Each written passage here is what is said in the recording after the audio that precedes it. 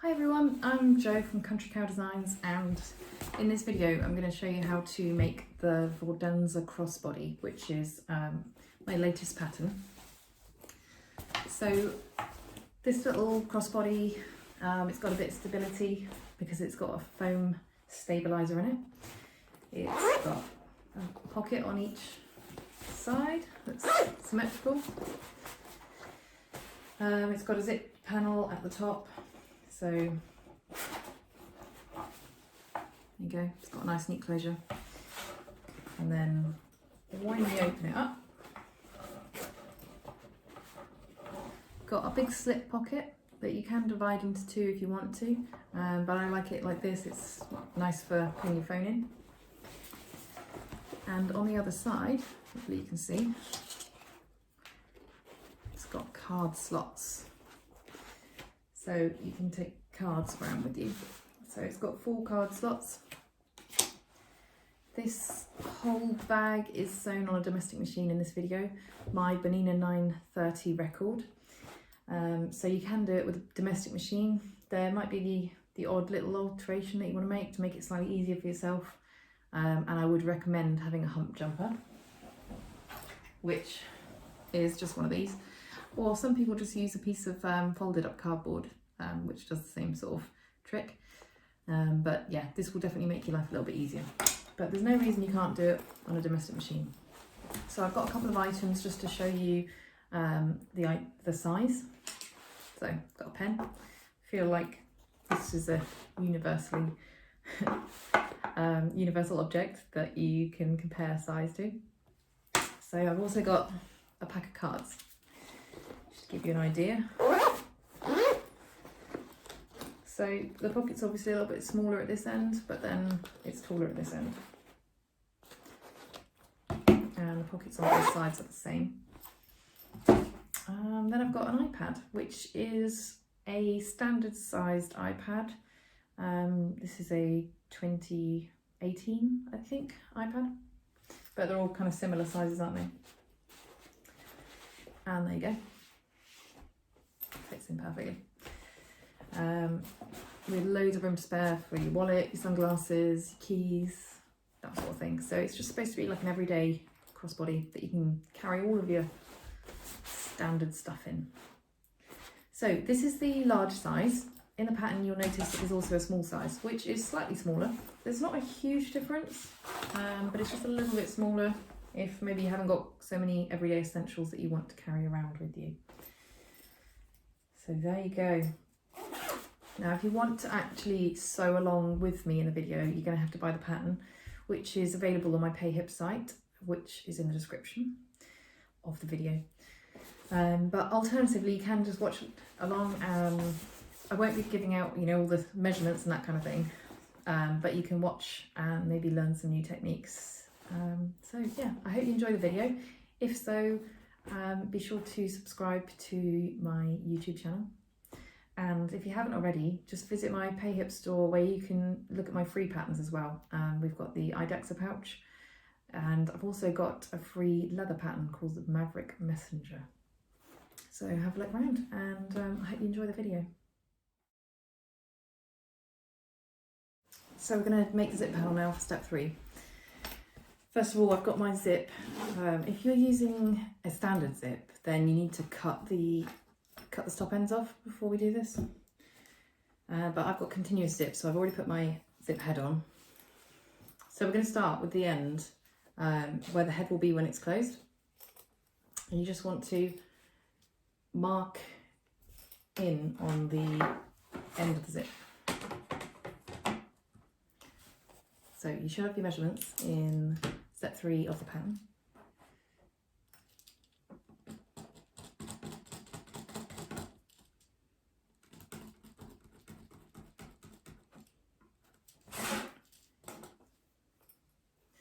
Now just pull your zip apart down to where the zip is. And where your line is, you need to pinch it. So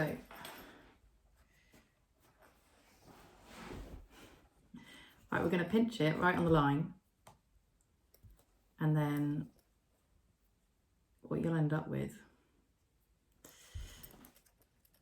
is a nice curved zip. And where you've pinched it, where you drew the line, that line should be just here in this fold. I'm going to just stitch it in place. So I'm going to do this by hand. Personally, I just find it easier.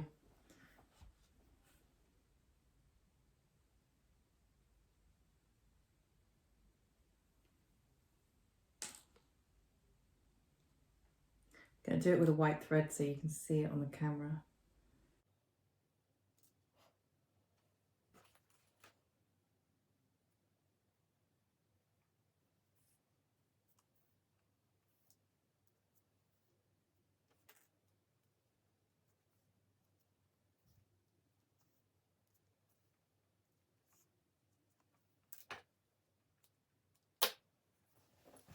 Here you go. So what happened now, I'll do the other side and we'll end up with it curving out nicely on each side. So I'll just do that second side. When you do the second, you just need to make sure that you're doing it right on the line that they're going to match, because you want the teeth to match up. It's really important for it to look neat.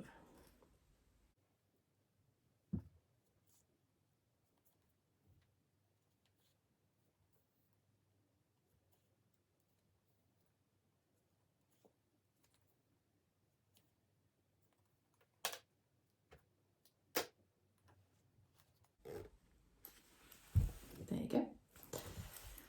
So I'm just going to trim off these sides so that the zip tape is the same width all the way up.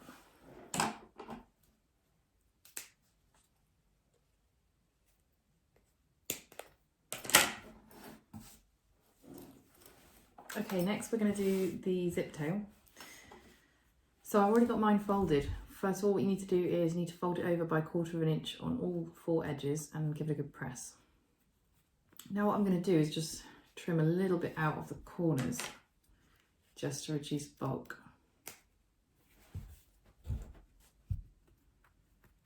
Just like that. So I'm just going to do all the corners.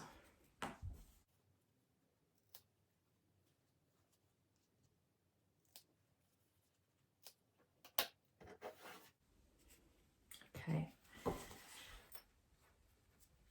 Now I'm just going to fold it over the open end of my zip. And I'm going to stitch just the open end. I'm not going to bother with this nice closed end. So I'm just going to start here and just top stitch it and just make sure that it's nice and even, because you want to make sure that when you're stitching through the top that you're coming through the bottom as well. Okay, so I've sewn up my zip tail. Now we're going to move on to the panel, and you should have 2 lining pieces and 2 feature fabric pieces. So start off with just one of the feature fabrics. You want your zip right side up and unzip it. Got a bit of a stiff zip. Okay. Now your zip's right side up. You want your feature fabric right side down. And you're going to line it up, not with the teeth, but with the other part of the zip. You want the teeth where it's turned at the end. Should probably have not chosen black. You want the teeth, turned teeth, to line up with this piece of fabric here that's been folded over. Okay, so we're going to clip that into.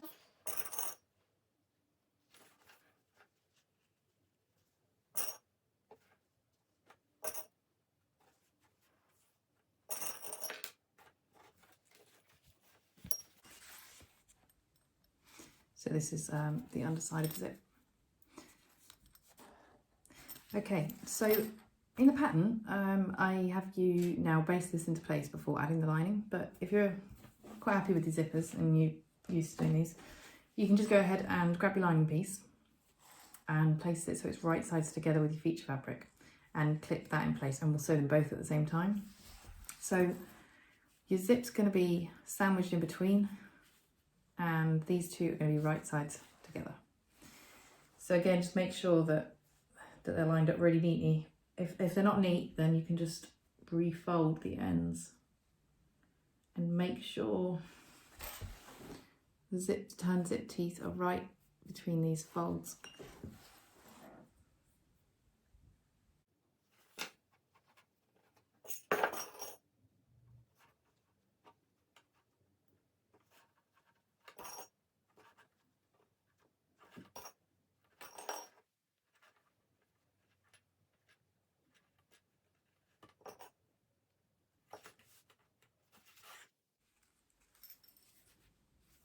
There you go. So I'm going to take that over. I'm going to sew it with a 1/4 of an inch seam allowance on the edge of the zip. Now I'm not sewing about 1/2 inch on either end, because where the folds are, once we've got the other side on, you want to be able to adjust them to make sure they match absolutely perfectly. So by not sewing 1/2 inch on either end, it means that we can adjust them later on.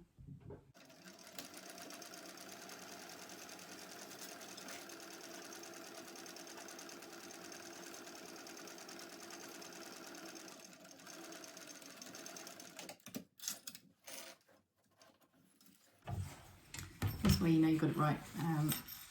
When you fold the fabrics back wrong sides together, you'll have the zip there.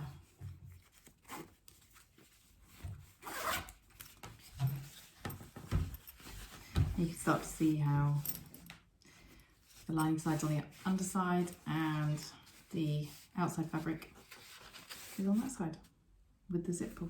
So we'll go and do the other side now. So we'll just do the exact same thing on the other side.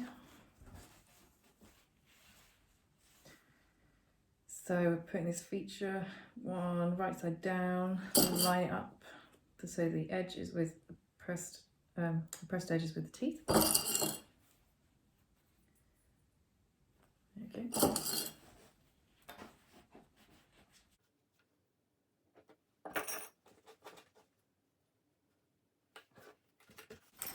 Flip it over and we'll put the lining one on top. There you go, right sides together. Just check that it lines up nicely with the other panel, the other side. We can adjust it a bit, but we want to make sure that it's pretty close. Okay, now I'm going to go sew that one in place.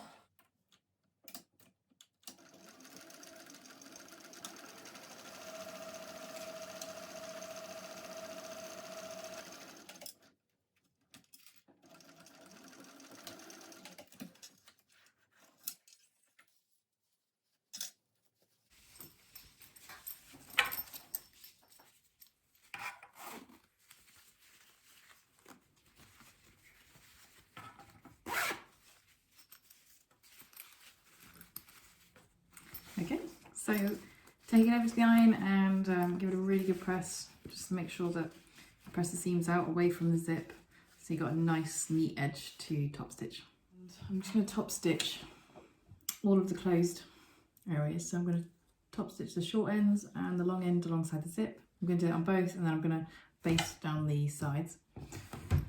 So yeah, basically I'm going to start from here so that my back stitching isn't showing my top stitching.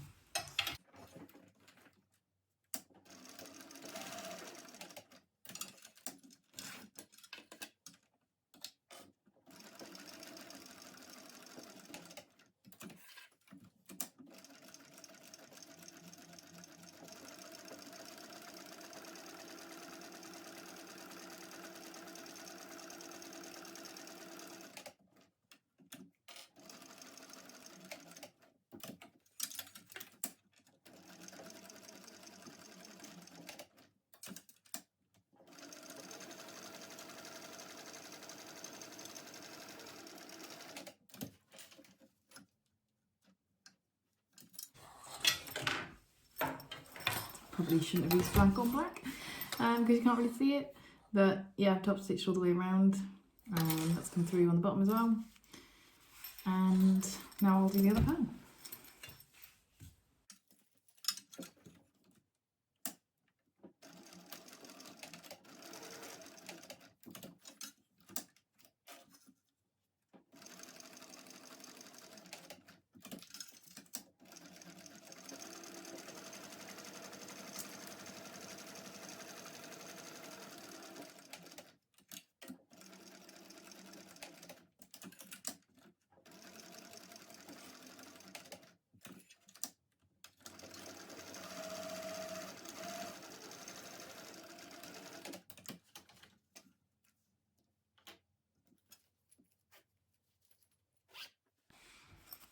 There you go.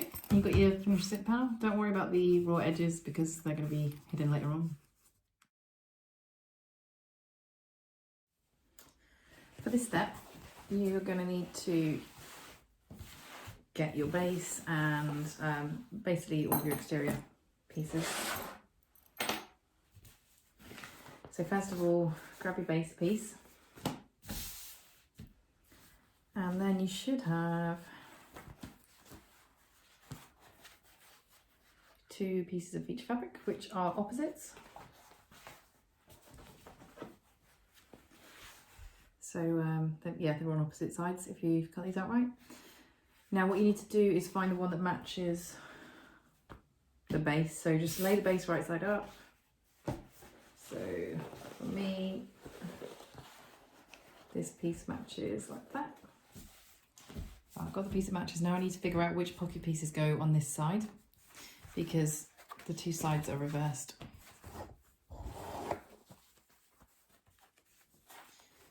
So you should have 4 pocket pieces. 2 of them are slightly shorter, 2 of them are slightly longer, and they should all be slightly different. So first of all, that's my short, that's a large, that's another large.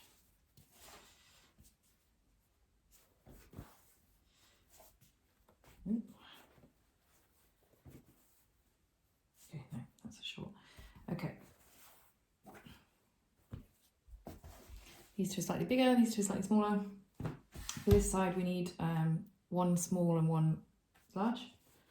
So the large one's going to be the back of the pocket, so that needs to face right side up and it needs to fit. So if I line it up with the base here, you can see that this is definitely the correct pocket because it's got a nice straight line across the bottom. So that's the right one for this side.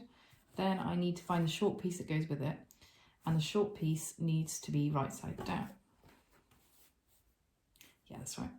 Okay, so line it up again at the top, and you notice it's got a straight edge and it's slightly smaller. So these 2 pieces go together on this side, which means these 2 go together.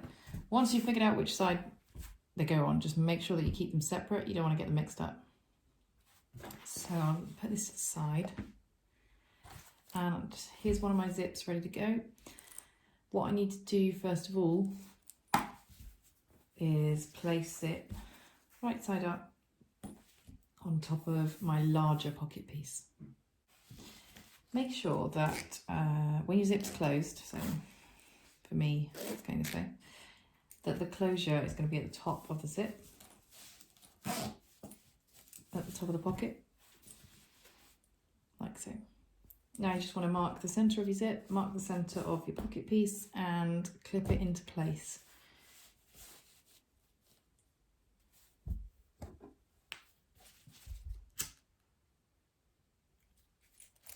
If you're not using a continuous zip, make sure you've chopped the ends off it first because you're going to be sewing through them otherwise.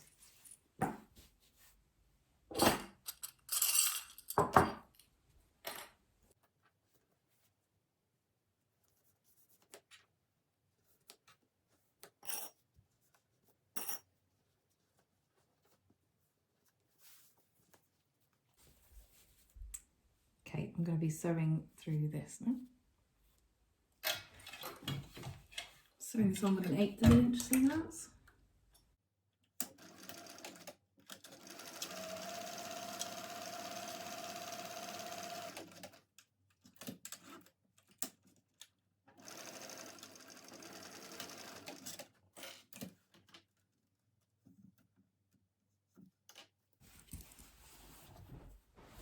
Now I've got a matching smaller pocket piece which shouldn't be interfaced.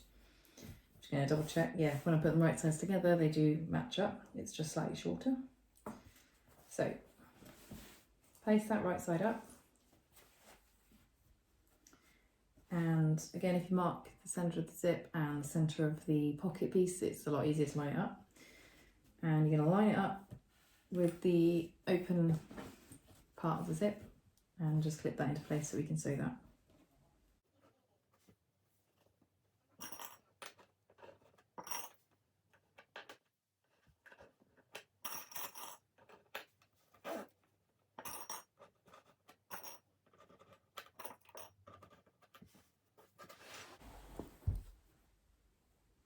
You know you've got it centered because these edges of the pocket pieces will match up on both sides. And now we're going to stitch this again with an 1/8 inch seam allowance.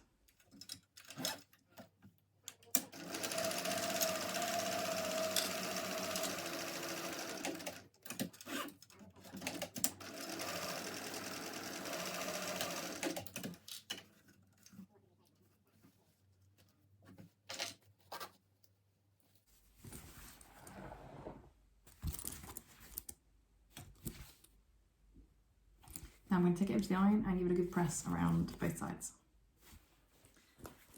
So that should be your finished pocket. On yours, one of these pieces won't be interfaced. To be honest, I just wasn't paying attention and I interfaced them both, but normally I advise that you only interface one and you don't bother interfacing the smaller one because interfacing is really expensive and you just don't need them both interfaced for a zip pocket. But what you'll have is you'll have the zip head showing on the wrong side of the fabric, and then on the right side of the fabric you've got the underneath of the zip. So this one matches up quite nicely. These edges are matching up.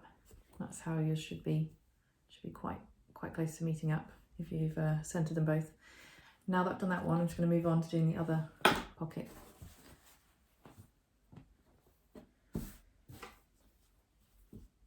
Okay, so I've got my larger one.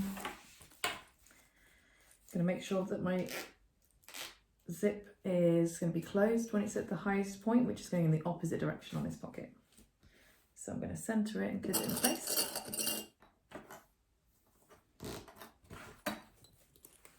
There you go. And I'm just going to sew that again with another 1/8 inch seam allowance.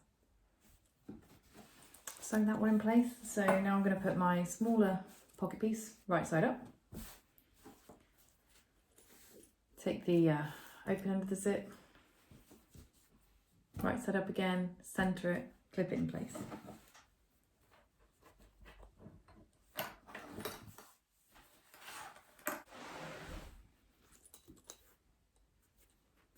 And now I'm going to sew this one with an 1/8 inch seam allowance as well, and then I'm just going to press them both open, same as we did with the other one.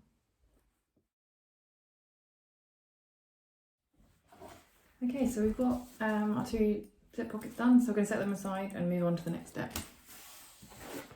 For this you're going to need your base and your feature fabrics. You should also have 2 zip facings. So what we're going to do first of all, we've got a zip facing that we've drawn the diagram on from the pattern. And we just need to make sure it's centered and clip it into place on this straight edge. I'm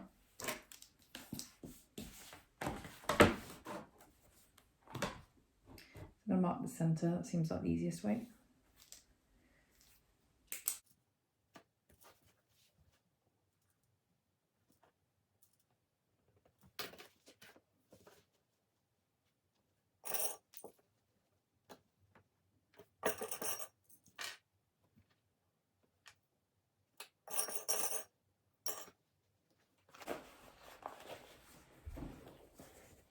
There you go. So the little diagram that's got the triangles on the edges, that needs to be at the top, and it just needs to be along the straight edge of the base. So what I'm going to do now is I'm going to stitch the exterior rectangle.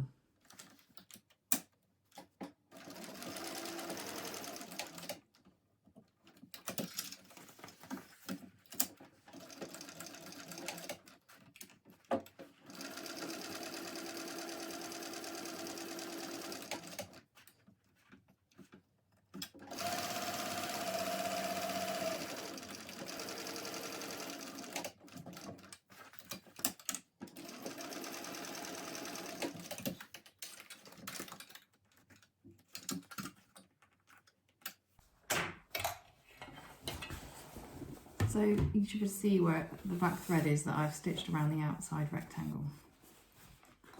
So I've got rid of my clips and I need to cut along the centre line and little triangles. So these. Now this very top part is just going to be cut out, so you can go ahead and chop in from the top. if you find it easier.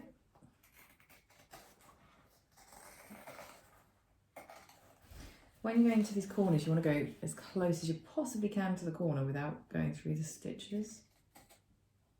You might find it easier with like a craft knife or a smaller pair of scissors.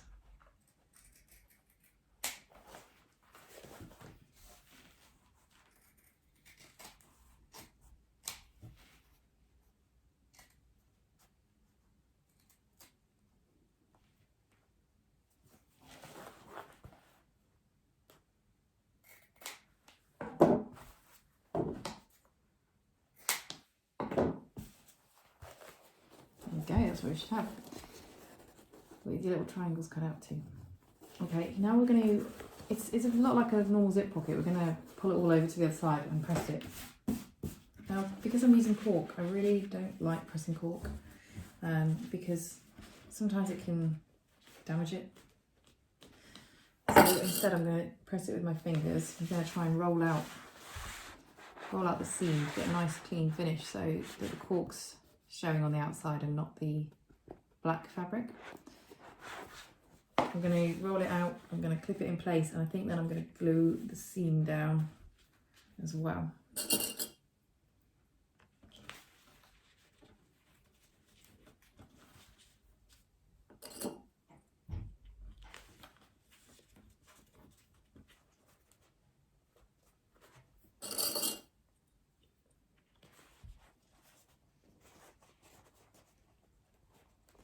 If you're not using cork or vinyl, you can just go ahead and press this with your iron, it will be a lot simpler.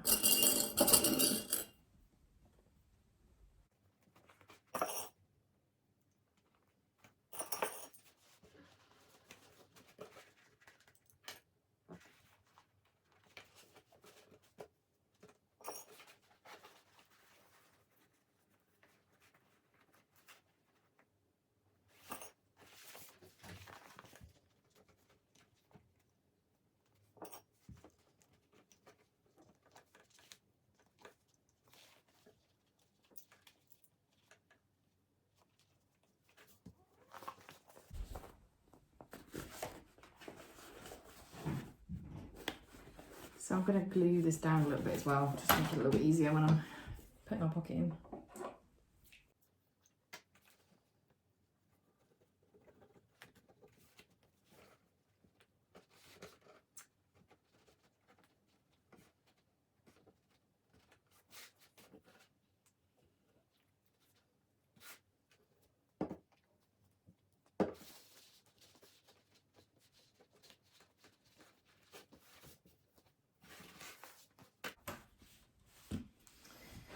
Right, now you need to find the top piece that matches.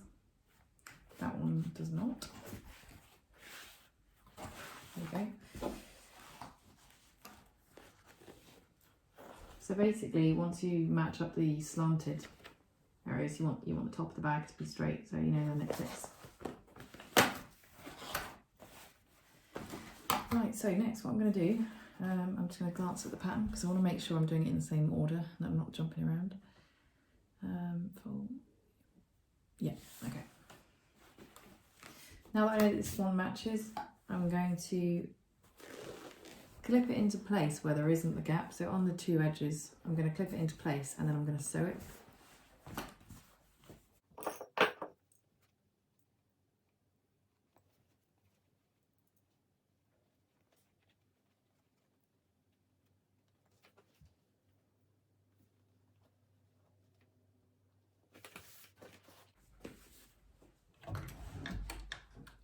Cut it into seam allowance on this bit and make sure you backstitch really, really well on both ends.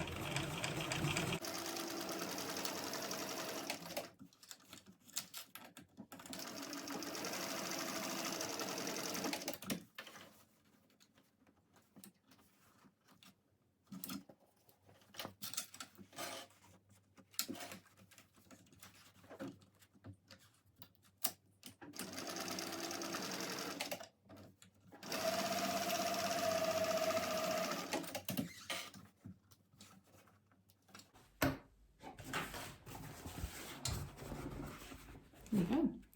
Right, so now I'm going to go and press it, and I'm going to press up the middle bit so that it matches. Is pressed up by 1/4 inch as well. So I'll just take that over to the iron. I've now pressed that. I've given it a good press so that the facing is nice and clean. And then on the back, I pressed the top part up, and I've actually glued my seams in place just to hold them in place because I didn't want to press too much with the cork. And now you can see all the seams are going up towards the top rather than being pressed open. So when we top stitch, we'll be top stitching through all of these seams. Now you've got to find the right pocket to go with it. So turn this right side down. Okay, hopefully that's a slightly better angle. So what you want to do is you want to put the zip so that the pull is in the box, and it's, remember, going to be at the top when it's closed. So I've just glued this one in place so that it's not moving around. You'll know it's the right pocket because when the zip head is in the box, the 2 pocket pieces match in length. Whereas if I was to use the wrong pocket, it would look like that and the zip pockets wouldn't match. Okay, so now what you need to do, you need to line up your pocket. So the bottom pocket piece, the edge should line up on both sides. It's not absolutely essential. I mean, if it's out ever so slightly, it's not going to affect it. But that's pretty much how you want it. And you want to glue the zip or use a bit of double-sided tape to just hold it in place now before we do the top stitching. So what we're going to do, now that I've got mine in place, is top stitch the zip and the pocket into place. So what we're going to do is, first of all, top stitch along here with an 1/8 inch seam allowance. And then next, the slightly more tricky bit, we're going to top stitch here with an 1/8 inch, and then down and across, up and across. So this is a lot easier if you've got nylon teeth on your zip. So you can get metal look nylon teeth if you like the look of the metal. But if you've got actual metal teeth, it's going to be really tough.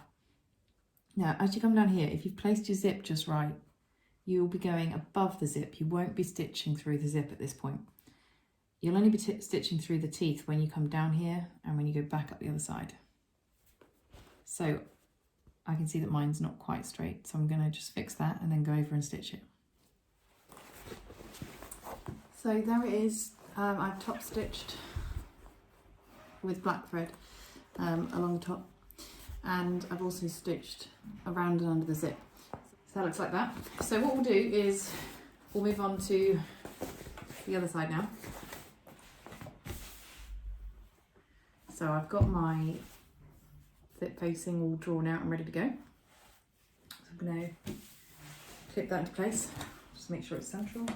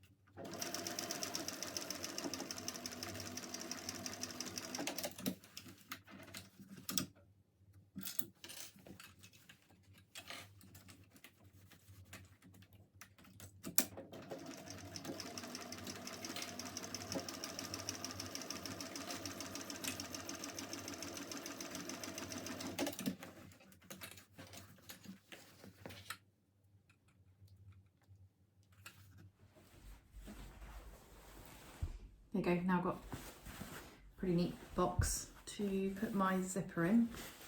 So grab your other zip pocket and just, if you put the zip behind, you'll see now it's the right pocket again because the bottoms line up, although hopefully because you've already done your first pocket, this one should definitely match. So what we're going to do is centralise it, make sure the head's in the box and glue it into place. So just make sure that on the edges it matches up. And you know it's relatively central.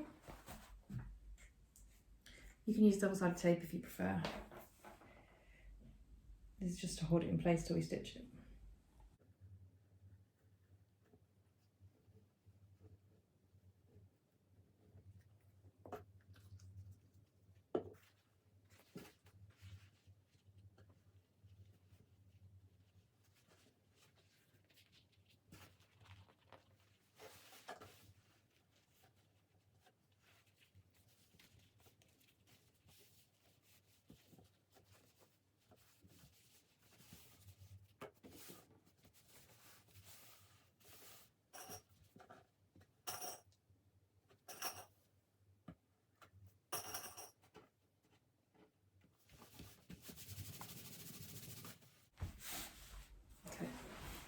Make sure that's stuck down nicely. So your zip is central on the back, the pockets line up with the edges here, just the top of the pockets. Okay. And then what we're going to do is we're going to stitch the top again and then make sure that you move the top pocket piece up when you're stitching the bottom, because otherwise you're just going to stitch right through it. You just stitch through here and then you wouldn't be able to use the pocket. So I'll stitch the top first, flip the pocket piece up and then top stitch the bottom.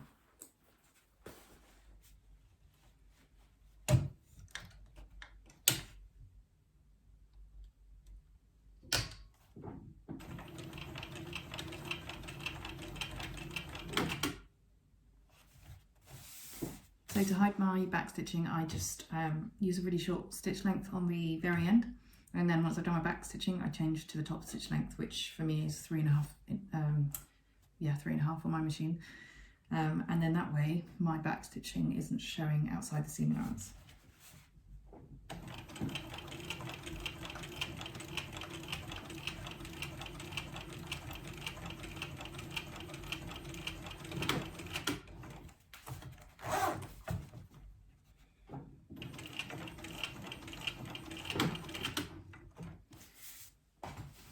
Grab your hump jumper when you get to the bit where you're stepping down off the facing, especially if you're using something like cork.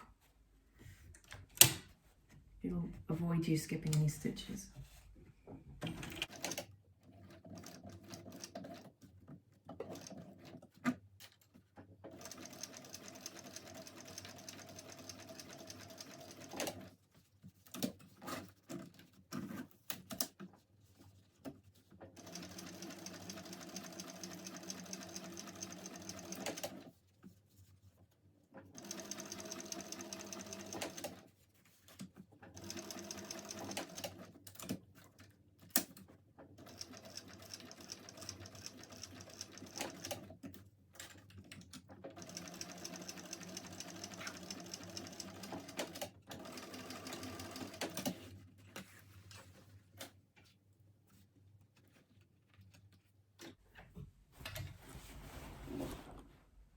So now we want to stitch the bottom bit. So just don't forget to lift up the top part of the pocket now, because you're going to be stitching through here and the last thing you want is to stitch this close. So just clip it up out of the way.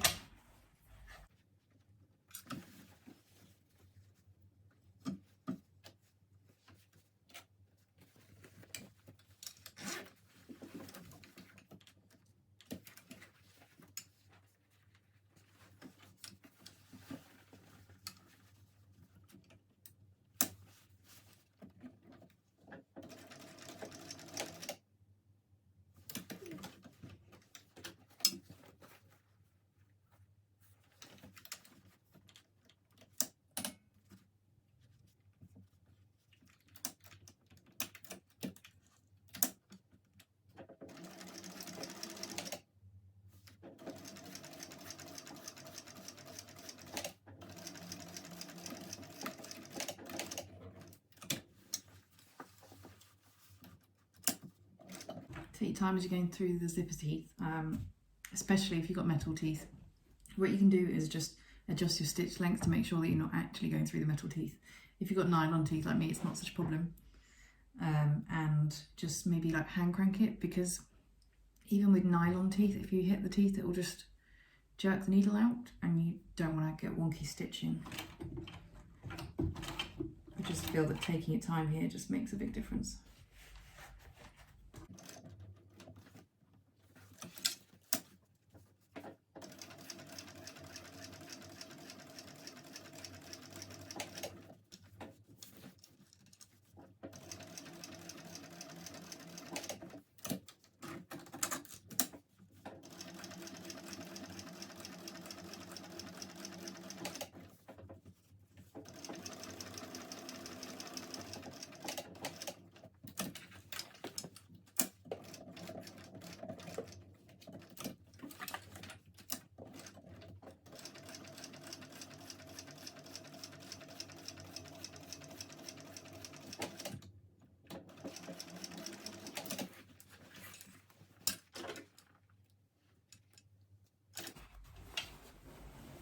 There you go.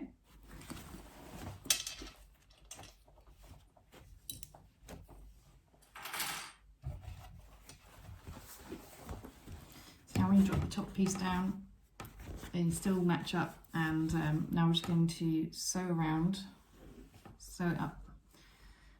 So just remember, one of your pockets needs to be sewn all the way around. The other pocket, you want to leave a nice gap in the bottom, about 7 inches, should make it nice and easy to turn through later on. Now I recommend leaving your gap over this side, because it is so much easier to seal it up later on. So I'll do that on this side and just show you what I mean.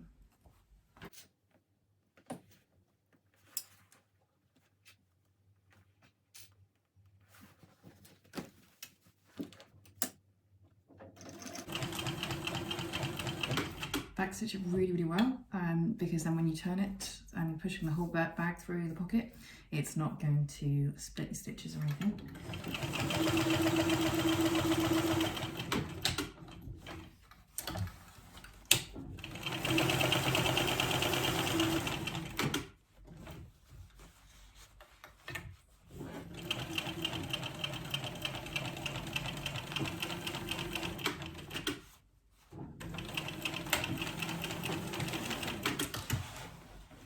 When you get to the top, you might have like a little gap. This is the bottom pocket piece and this is the top, so you see there's like a little gap inside of your pocket. But what will happen is when we sew the sides of the bag up later on, that hole will be closed. So don't worry about that.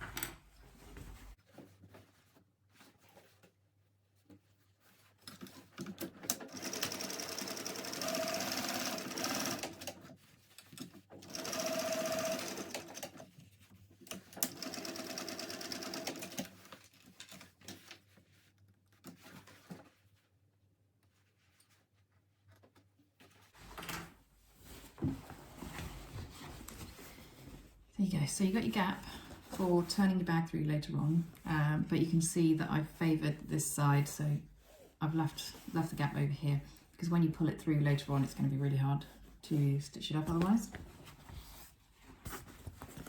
So there you go. So now I will just stitch up the other pocket. I'm going to stitch it up completely because I've got my opening in this one.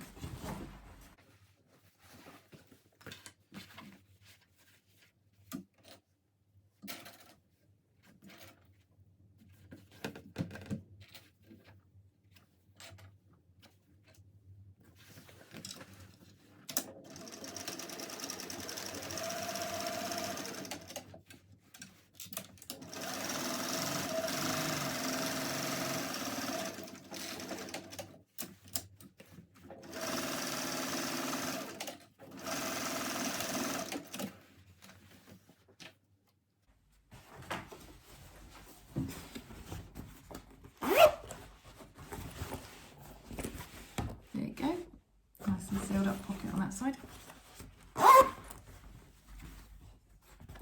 So that is our exterior. Now what I'm going to do is I'm going to baste it to the foam. If you're using fusible foam instead, that's fine. I recommend keeping out of your seam allowances, whereas when we're sewing it in, we're going to have to then trim it out of the seam allowance. So I do prefer fusible foam personally, but it's a lot more expensive, and it's also not great for materials like cork, because I don't like to put any heat on my cork. Sometimes it leaves ripples or damage. So for this I'm going to use sew-in. I'm also aware that sew-in is a lot more popular, so I thought that would be best for this video. So I've got my sew-in foam cut out. If you're using fusible foam, like I said, just keep out the seam allowances, so just chop it 3/8 of an inch smaller all the way around before you fuse it on, and then you don't have to worry about trimming it out. But with sew-in foam, I've cut mine out. I've got my pattern piece. What you want to do is cut out where the zips are going to go, because the zip pockets need to be able to come through the foam. Especially, I know some people don't like the zip pockets coming out. They feel like maybe it gives a slightly bulky lining, but then I feel that it gives a bulky exterior if you don't. So this is the way I like to do it. If you don't want to do it, that's fine, but remember to do it on the side where the pocket is going to be birthed through, because if you don't, you're not going to be able to birth the bag. So I feel that the easiest way to cut this out is lay your pattern piece on top of your foam, grab a pen, and I just pierce through the corners, so like this, where the zipper pocket template is. I just pierce it through with a pen in all the corners, and then I can easily join up those lines. So I'm just going to do that. Make sure you're marking it nicely below.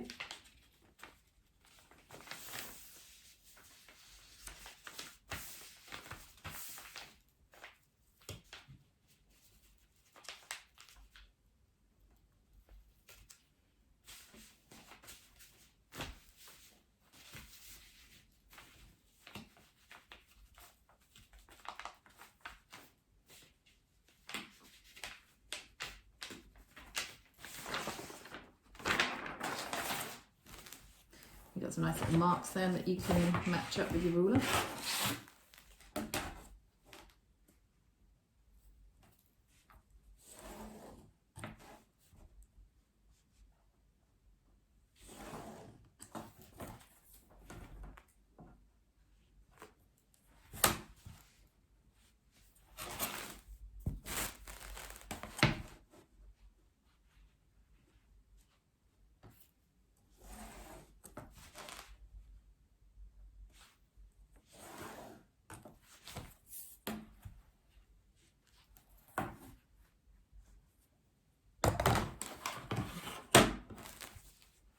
There you go.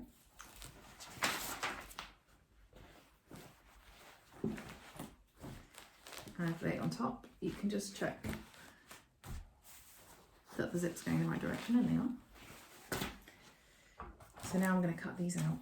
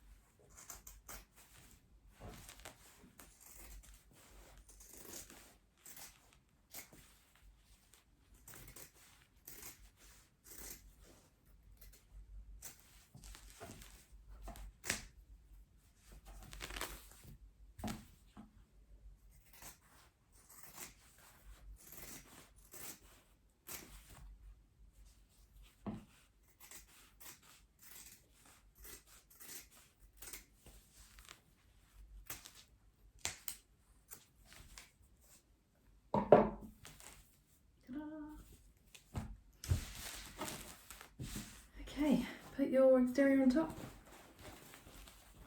pull your pockets through.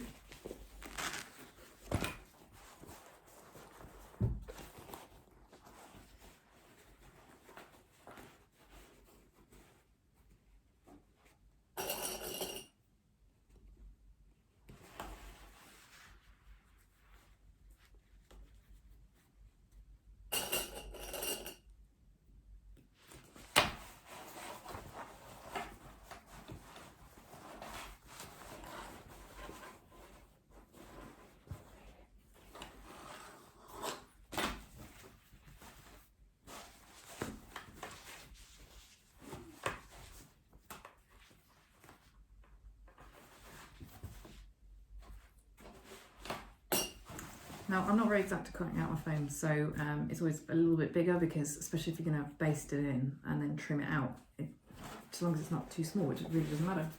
So I'm going to connect it from the middle to start with.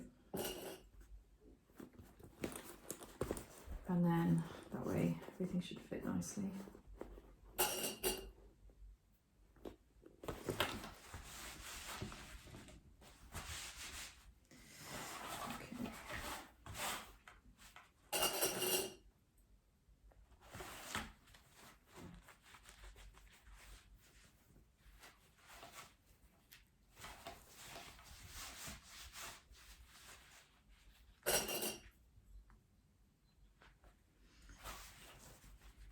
If you find that maybe your foam is coming up a little bit too close to your zip, you can always just trim a little bit of extra out.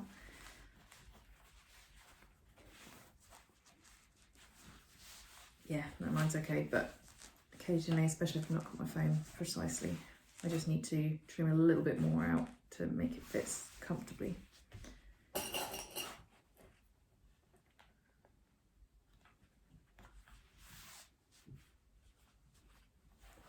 Maybe clip your pockets down as well as you're doing this. Then when you're basting it, you're going to just close up that gap in the pocket, which will then be closed again later.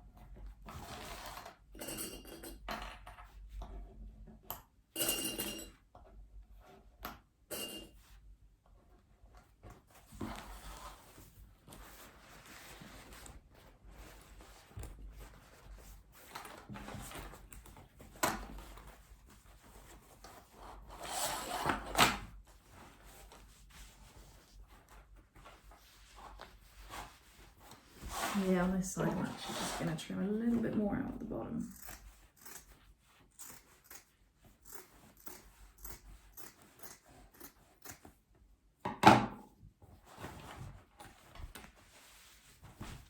That's better.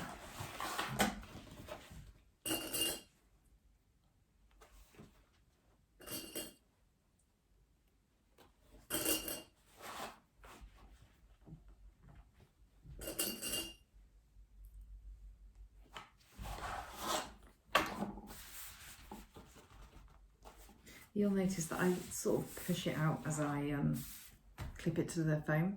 I just like to make sure that it's sort of stretched out, because otherwise as you're basting it, I just find sometimes it can stretch a little bit and it then doesn't look very good. So I like to do it whilst I'm clipping it into place.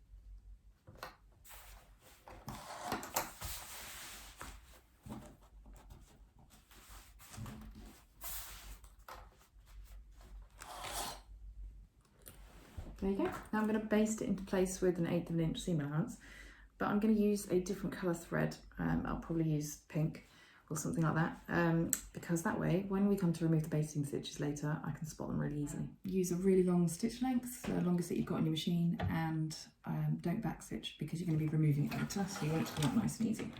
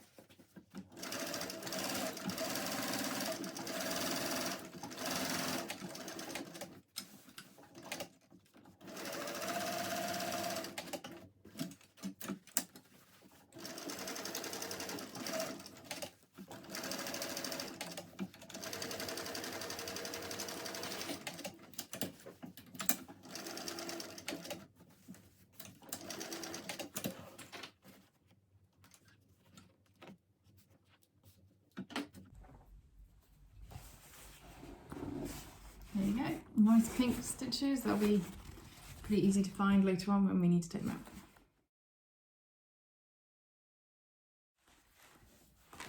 Now that you've got your foam attached, just trim off any excess foam if it's a bit messy, and then we're going to mark the centres of everything because it's going to make it a bit easier for matching up later. So first of all, I'm going to mark the centres here and here, and then I'm going to do on the tops as well. Probably the easiest way is just to fold it.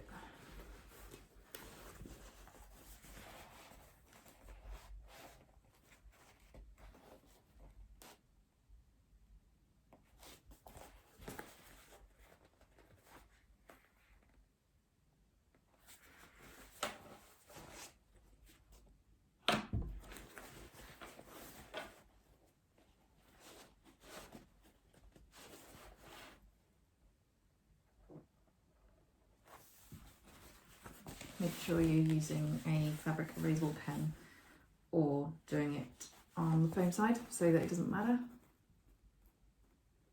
because it'll be hidden. Okay, now we need to match up the sides. I'm going to sew the exterior together.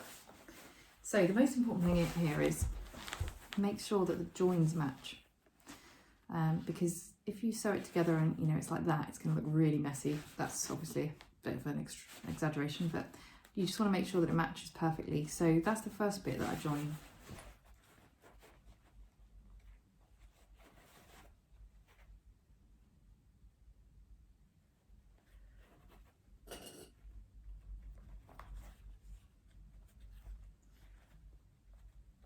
Once you've got that bit joined, you can match up the rest of the side.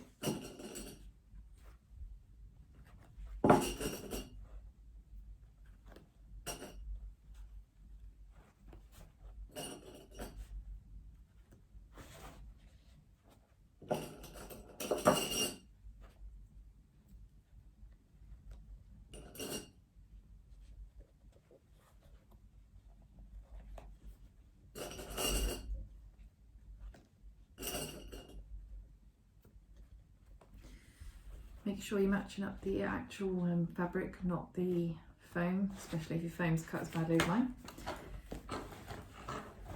So again, on this side, I'm going to match up the feature fabric.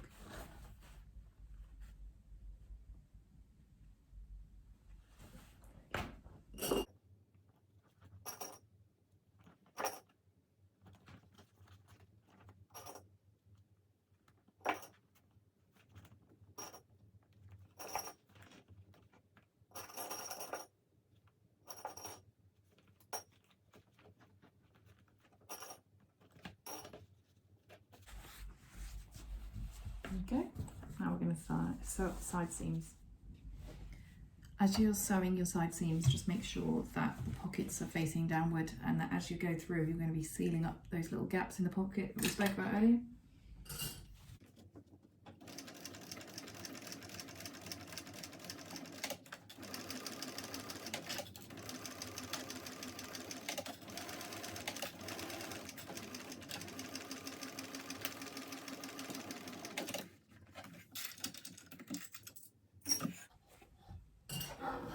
Now that I've sewn that, I'm going to sew another line really close, as close as possible to the existing one, because that just adds a little bit of extra strength and stops having showing stitches. You know, sometimes when you turn it right side out, you can see the stitches stretching. So by adding a second seam, it just gives it a bit more support and stops that happening.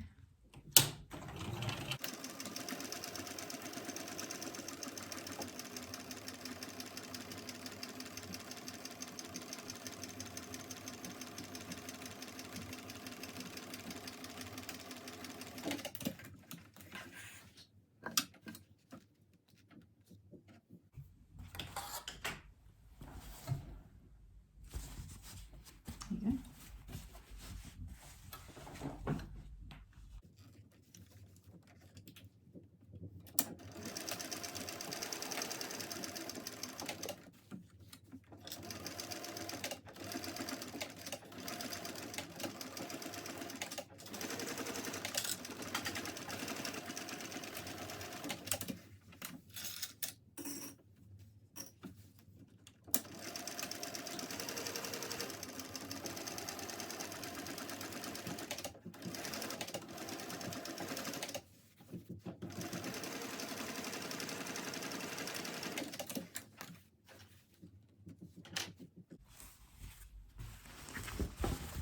There we go. So the next step is to match up the box bottoms, so the box corners. So it should hopefully just sit nice and obvious, nice and neat like this. But if it doesn't, you just need to make sure that the line that you drew on the centre matches up with this side seam. So the line on the base corner matches up. But mine's just matching up nice and neat already. Yep. Clip that into place.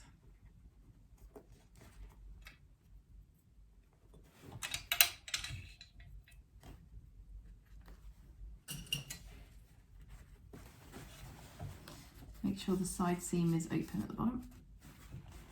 And do the same on the other side.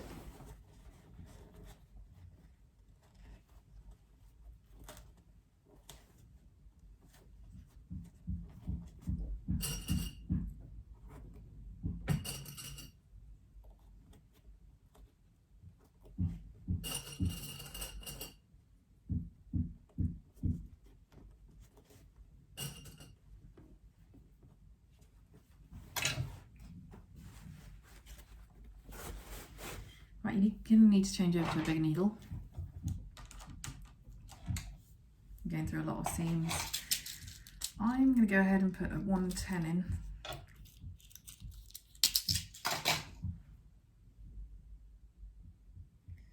So a 110 is the same as a size 18.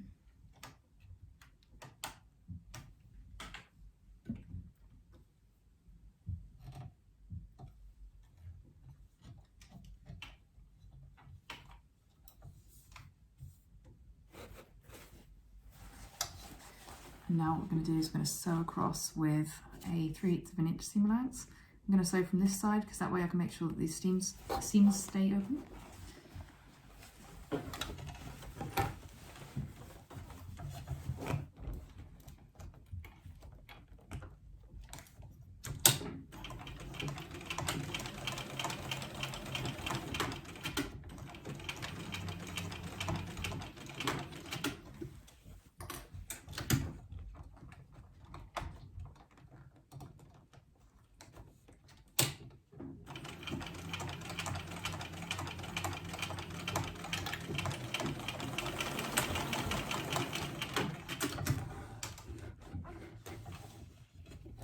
Same as I did with the side, I'm just going to do another seam right next to it.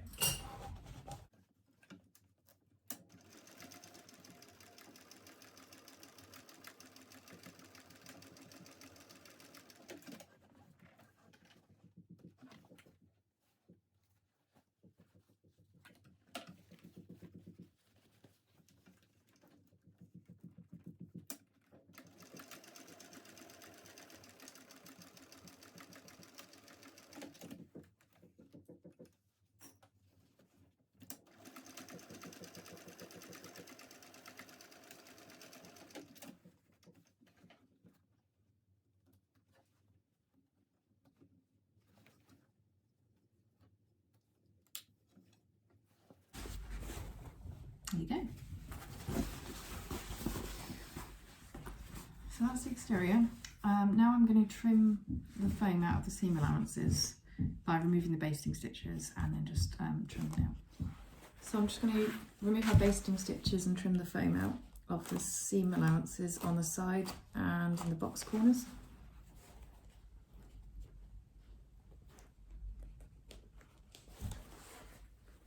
This is where fusible foam is so much easier, but I know a lot of people don't like to use it because they say it wrinkles the fabric. I don't tend to have that problem, but sewing foam is also a lot cheaper and more readily available.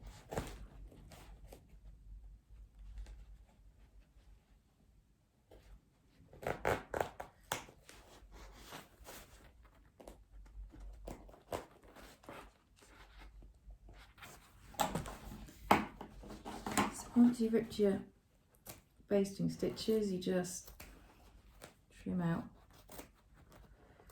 the foam out of the side seams.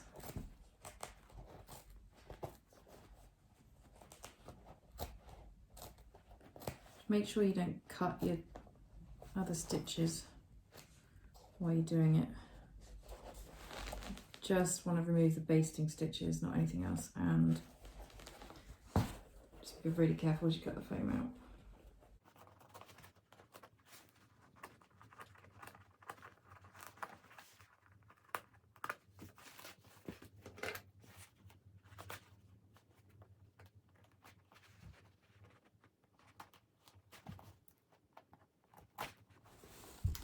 There you go, so there's no more foam in the side seams, and that'll mean that it will nicely open up the seams when we come to finish it later.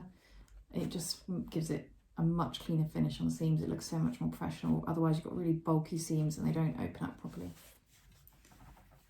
So I've got my strap connectors, and what I'm going to do first of all is draw a line down the centre of them.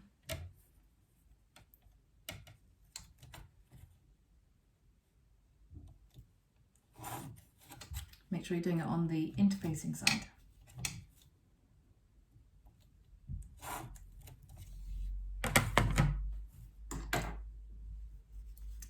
Then what we need to do is fold the two edges into the line and give it a good press. So I'm just going to go and do that for both of them, and then we'll carry on stitching them. So they're both pressed in like that. They're both now going to be the right size for my connectors. So what I'm just going to do is stitch the sides with a 1/8 of an inch seam allowance.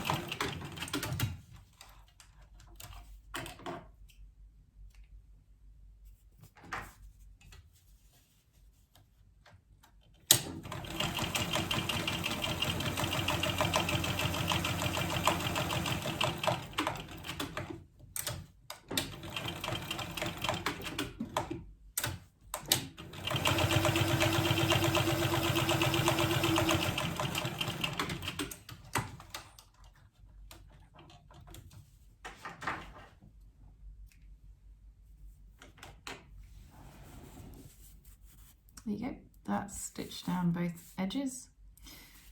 Now I need to grab my connectors, my rectangle rings, and I'm going to just baste these together. So just feed that through like that and just baste the bottom together so it stays together.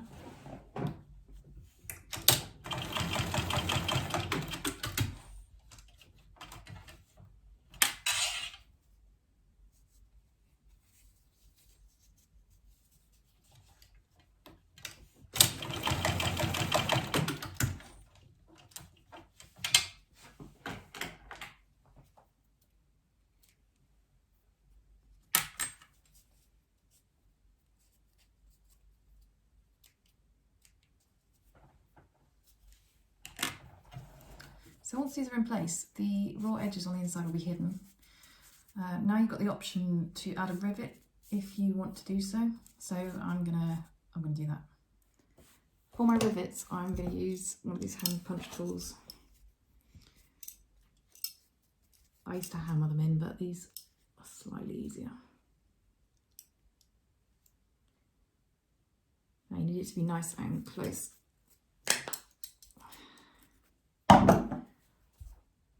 There you go.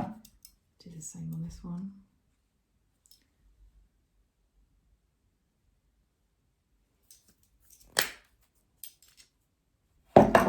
These aren't going to be sticking out the bag by much, so it's got to be quite close to the connector if you're going to add a rivet.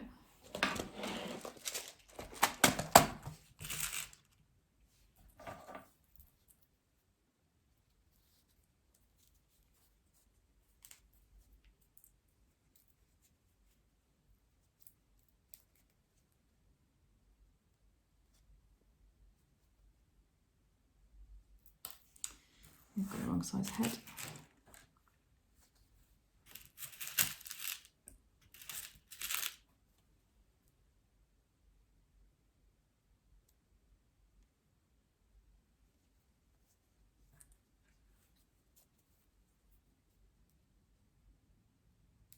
Okay. If you've got a rivet press, these are pretty easy to use.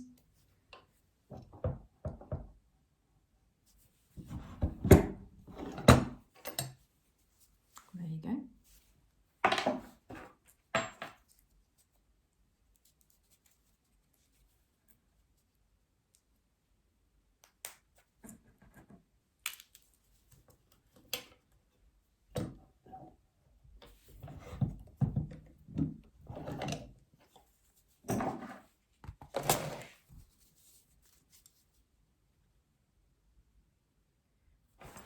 For this next bit, we're going to need the exterior the right side out.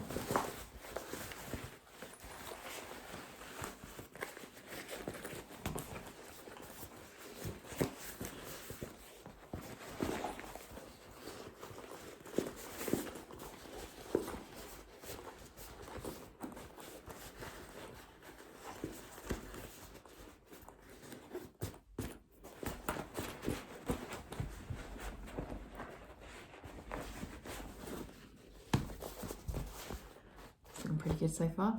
Maybe just take this opportunity to check that all your seams are holding. You haven't got any issues, particularly in the box corners. Haven't got any stitches showing or anything. Okay, so now we're going to connect our strap connectors.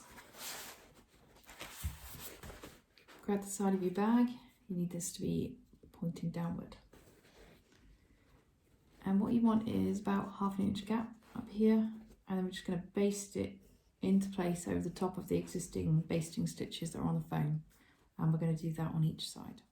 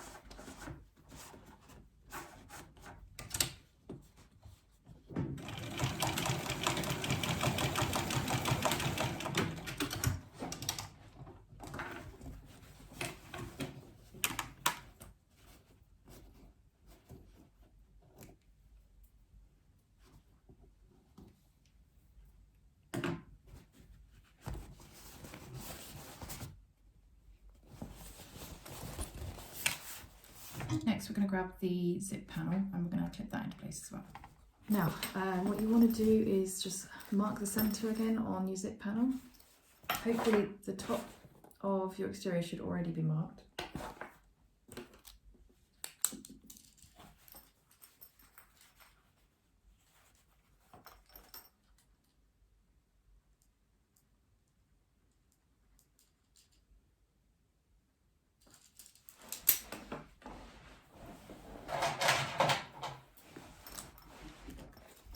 Pen's not working for me. There we go.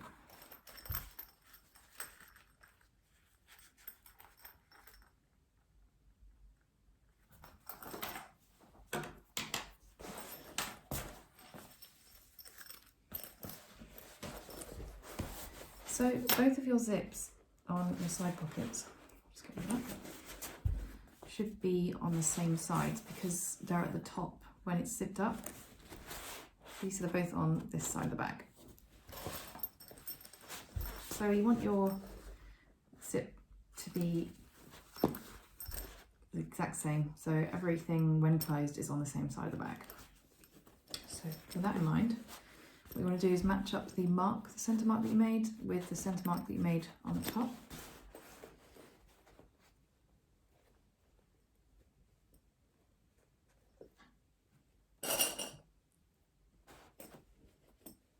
And then just clip that side into place.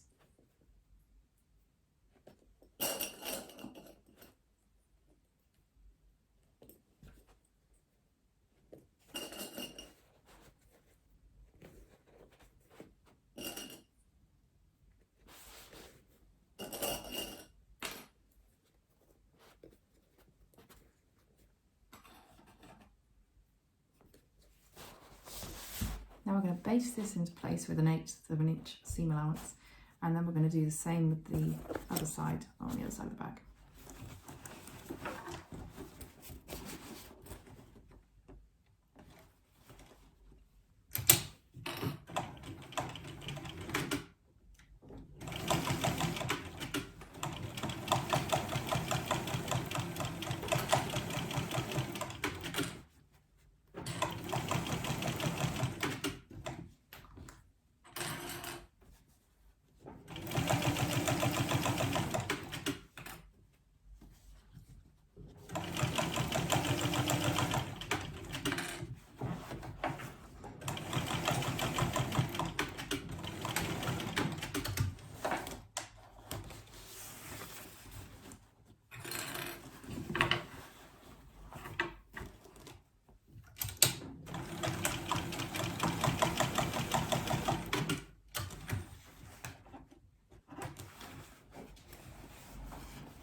Make sure that you really base the edges down. You can even backstitch because that will help later on. Just make sure that it doesn't wrinkle when we're top stitching. So we will now undo the zip and just flip it over onto the other side. Again, match up your centres.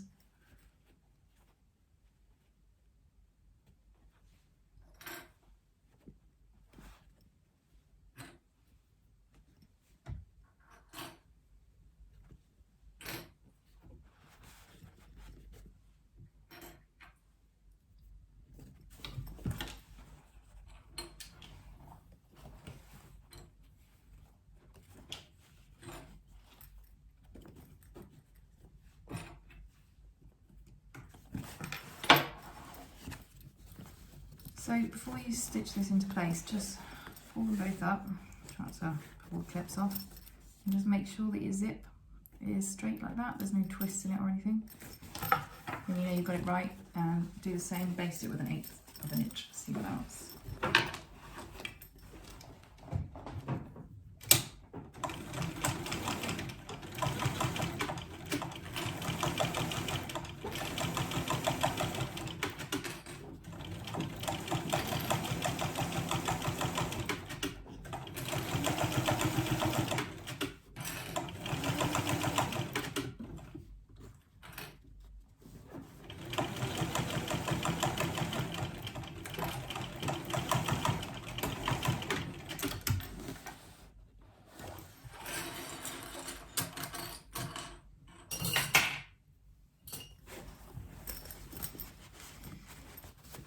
Now before you move on, again just check that it's going to close like that, nice straight zip.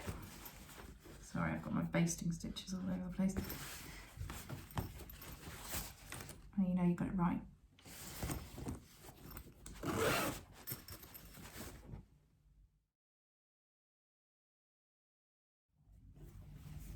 Now we're ready to start the lining. So you're going to first of all have your 2 slip pocket pieces.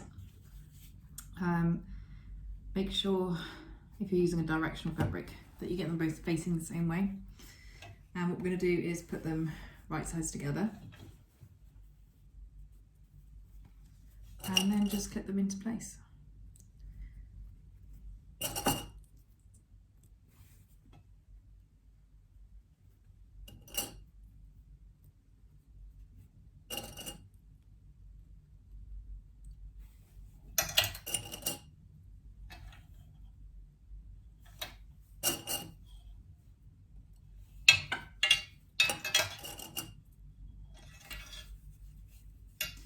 Now we're going to sew around the edges with a 1/4 inch seam allowance and leave a nice gap in the bottom so that we can turn it.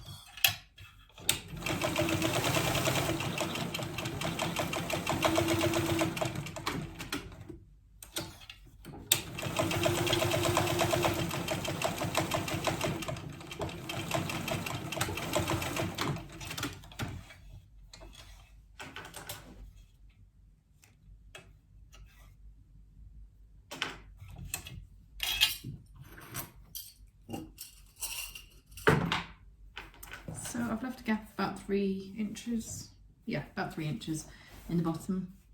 Now I'm just going to trim off the corners so that it will turn easily. There you go, so I'm going to do that to all corners so that it gives like a nice neat corner when we turn it. Just don't clip your stitches.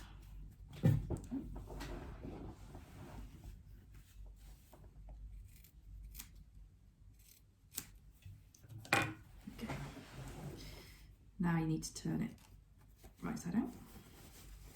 I think again on the pattern it only calls to interface one of these pocket pieces because they both don't really need doing.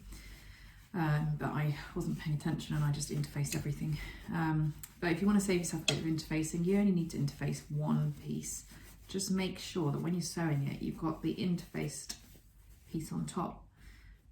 Otherwise it can stretch out a bit and just doesn't stick together as neatly. Okay, so you need to poke out the corners. I'm going to use the closed nib of the pen.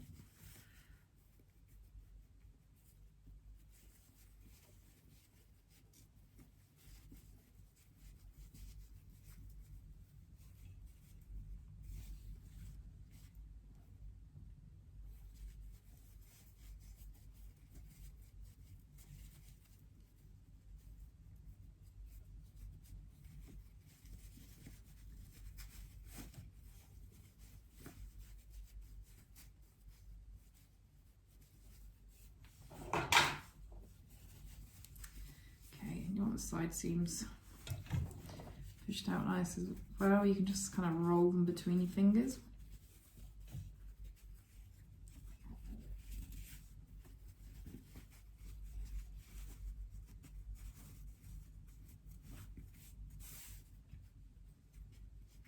I'm just going to give that a quick press on the iron before I top stitch it. So that's been pressed, and the turning hole at the bottom, I've pressed it so that you can't see it. That will get sealed up later, but for now we're just going to top stitch this bit.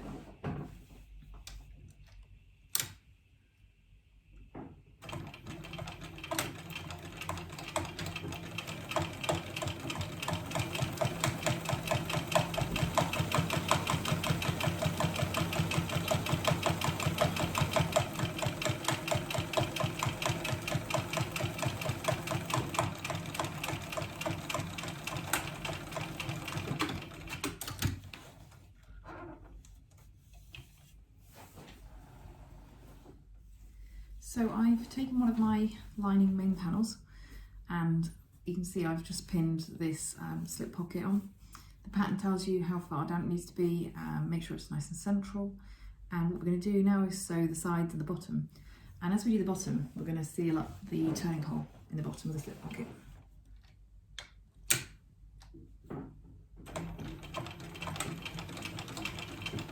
Using a 1/8 of an inch seam allowance.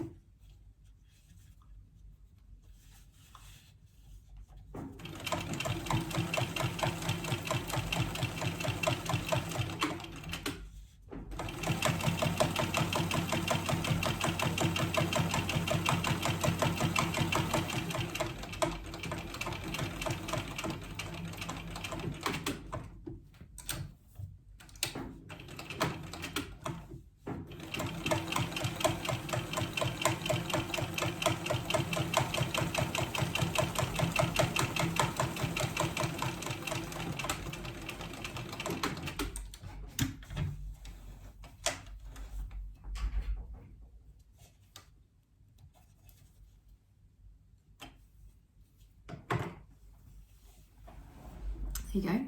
So it's quite a big slip pocket. I'll just take that pin out so you can see. That's another one there.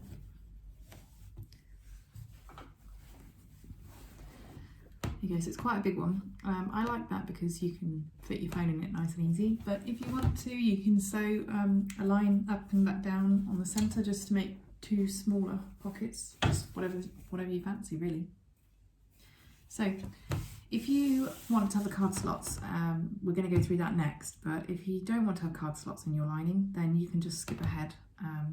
There's time points in the description of this video so you know where to go next. Before you start on your card slots, you need to chop out the bit from your main lining panel. I've done it this way because I figured not everybody would want the card slots, and this way you can choose. So on the pattern piece it shows that section in the middle that we need to cut out. So I'm just going to do that on mine.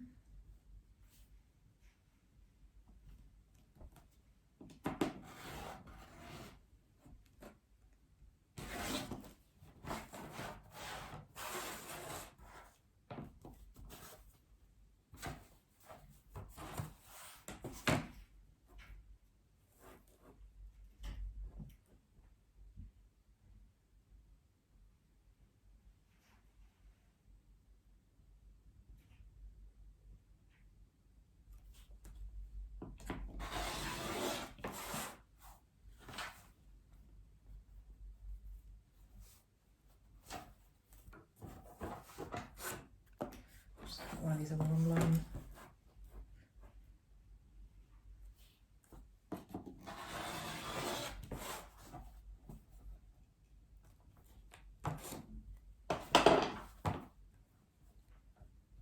There we go. So you've now got your lining piece, which is going to do, because the card slot's going to go in the middle.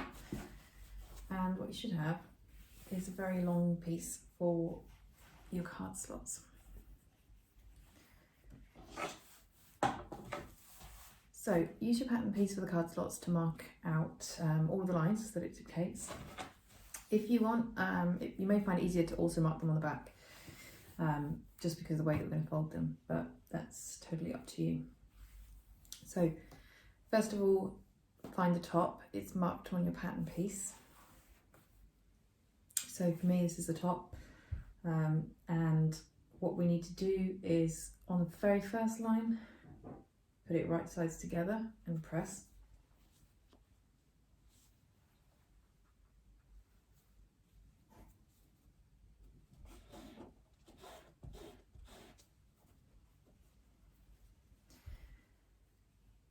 All right, and then the next line, we're going to fold it up like that. That's the line just there. And what we're going to do, I'm going to use an iron for this, but just to show you now, we're going to keep folding it on the lines until we end up with a piece like this. So I'll go over to my iron and press this now, all into shape, and then we can move on to the next bit. So you can see here now how I've got from top, I've got the top and this is the bottom, and in between we've got these slots for cards. So this is going to be able to hold 4 cards. The thing you have to bear in mind is that later on when we're sewing this into place, this is going to be quite a lot to sew through. So my domestic machine can handle it, but there might be some that can't. If your domestic machine can't handle sewing through all of this, you have got 2 options. The first option is that you could reduce how many card slots you have. So you could simply fold one less, and then when we get to the next step you could just chop the excess off the bottom, but it means you've got less to sew through. The other option is to remove your interfacing. I love having interfacing, it's great because it stops it from stretching, makes it easier to sew, and it just gives it a bit of added stability. But if you remove your interfacing, that would definitely make it easier to sew through the layers. So those are the 2 options you've got, but for me, mine can make it through and hold all 4, no problem. So what we're going to do now, once you've checked that they're all the same size and that you're happy with that, we're going to top stitch each card slot. So we're just going to pull them apart, top stitch one at a time.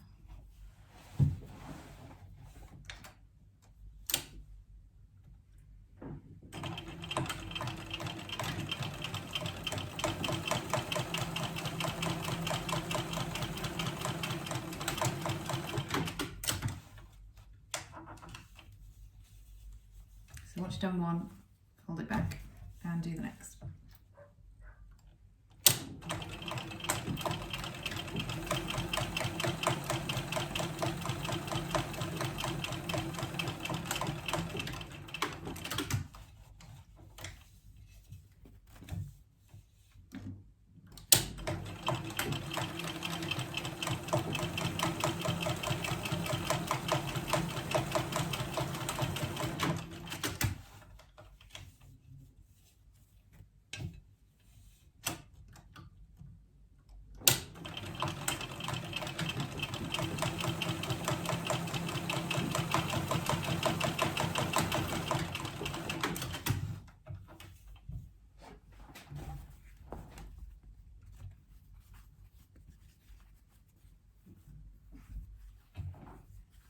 There you go.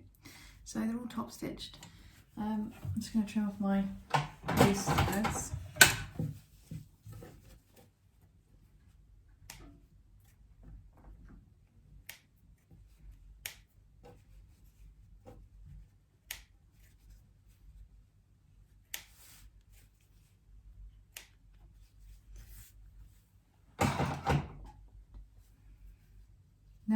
Now we want to baste them all together. So just make sure they're all lined up nice and neat, and then clip them into place. You just want to make sure that they're all straight, they haven't moved around.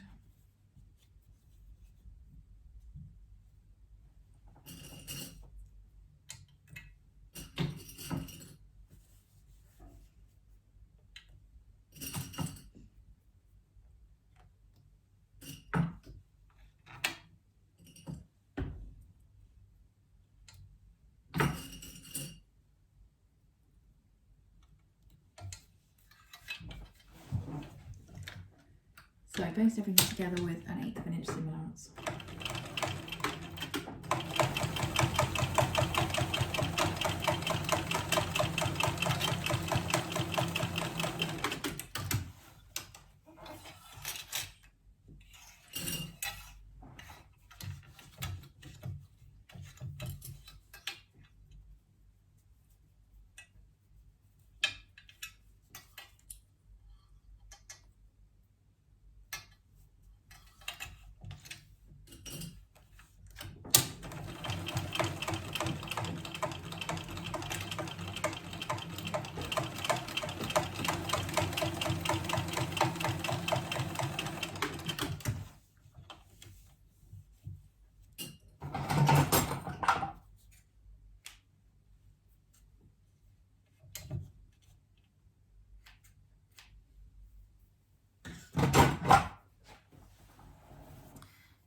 Okay, so there's your card slots. Now, you can grab one of your main lining pieces.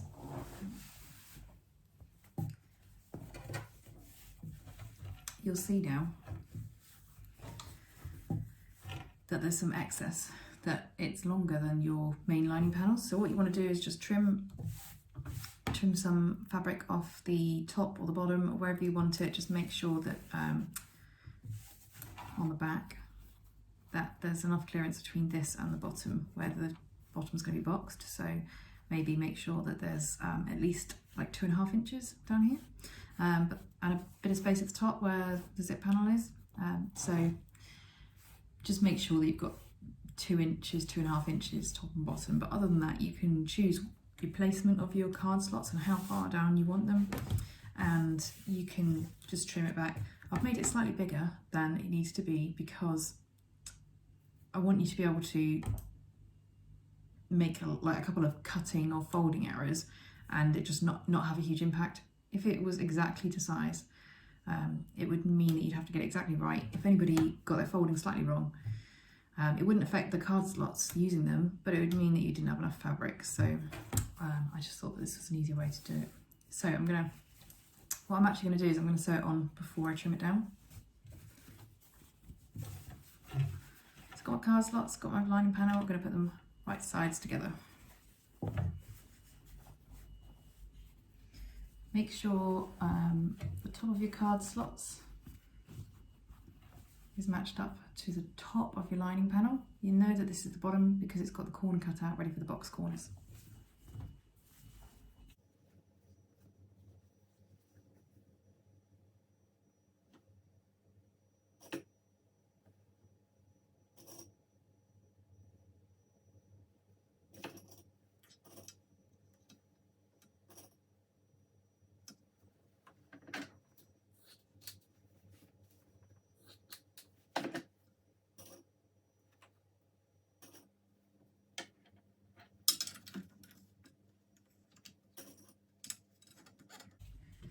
And we're using a 1/2 inch seam allowance here.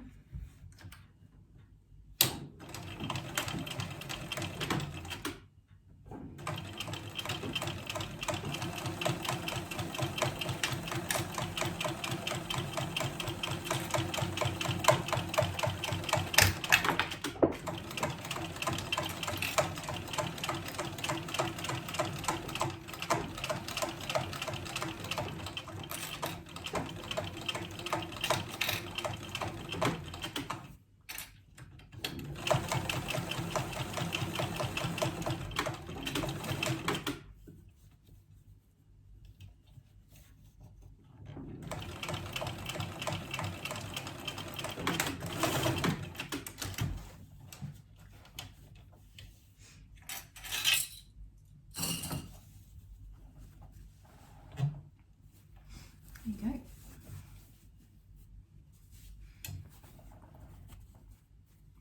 So we'll do the same with the other side. Put the right sides together, make sure that the open part of the card slots is at the top.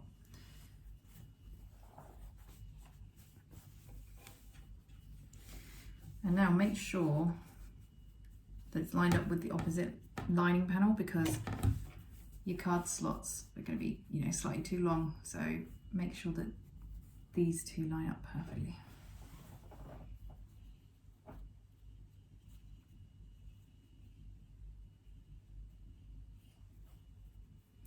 Or you can take this opportunity to cut your card slots back so they match, and then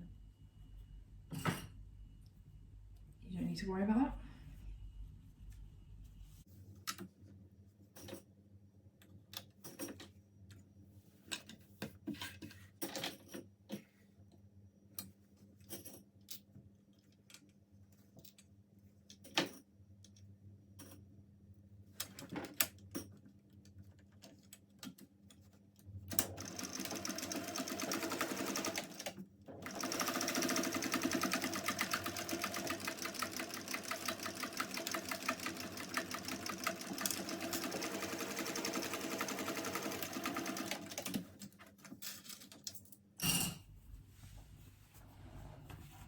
There you go. So what I'm going to do now is I'm going to just trim this back so that it matches. and then we're going to top stitch. There you go, so now it matches at the top and bottom. I've also given it a good press to make sure that this is going to be nice and easy to top stitch. So on the back, make sure that all of your seams are going pointing outwards, they're not open, because we're going to top stitch, and as we do it we're going to come through and pull all these seams tight.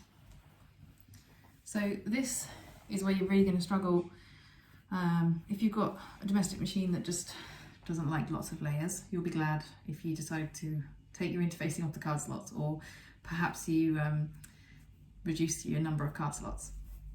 But my Bernina seems to do it just fine. Well, she struggles a little bit, but pretty well.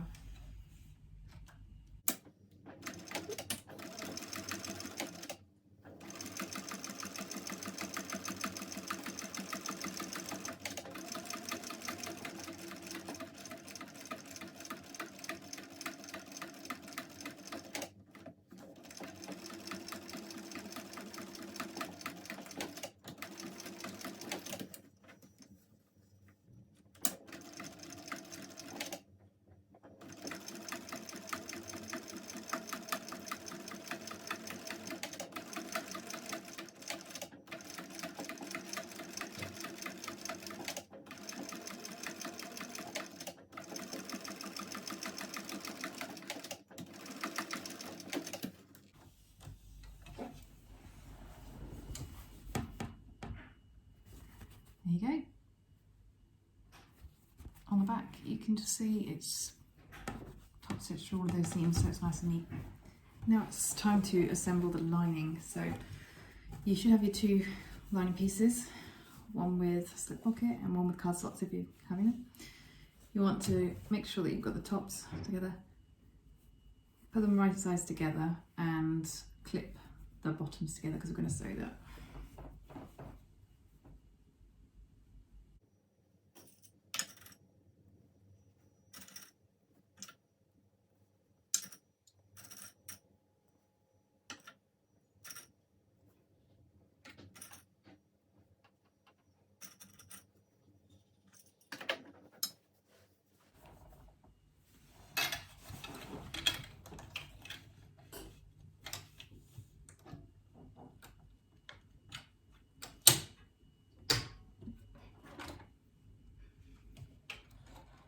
And we're using a 3/8 of an inch seam allowance.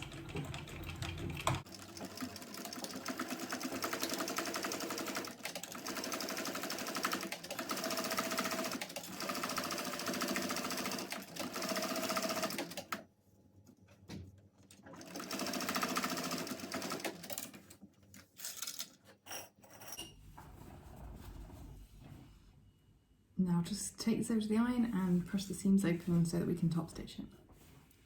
Now that's pressed, we're going to top stitch from this side with an 1/8 of an inch seam allowance on either side of that base seam, and that's just going to hold those seams in place.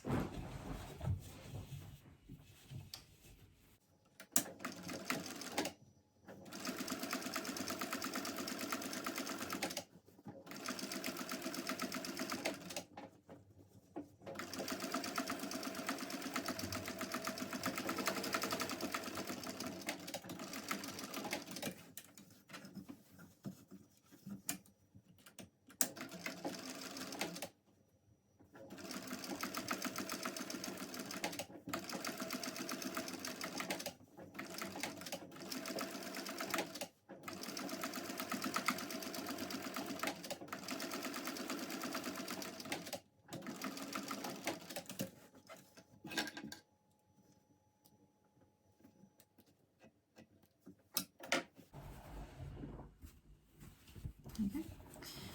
Right, now we need to clip the sides together so that we can construct the rest of the lining.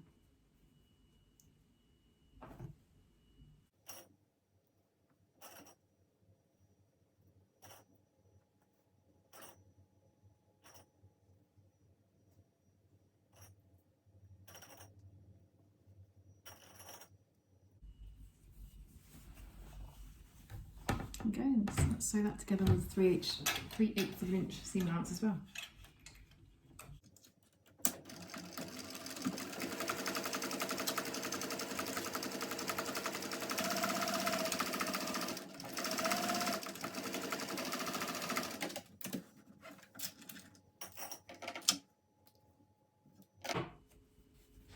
We'll do the next side now.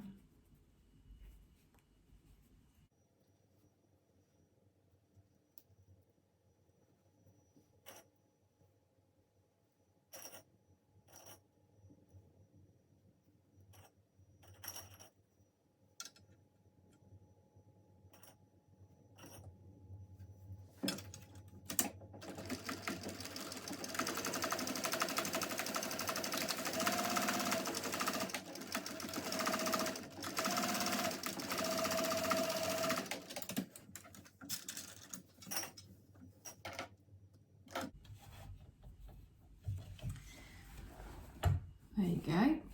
Now, I know a lot of the time you increase the seam allowance as you go into the lining to make sure that the lining is smaller and that it fits nice and snug, but don't do that in this case because I have already reduced the size of the lining to account for the foam and the fact that it needs to be slightly smaller to fit inside.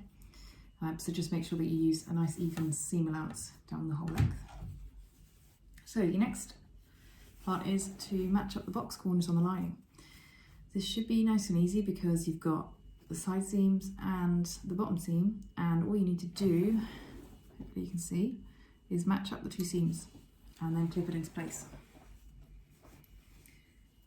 So what you might want to do before, or you might want to do it afterwards, is press open this side seam on each side. That'll just make the lining look a little bit neater. I'm going to do mine afterwards.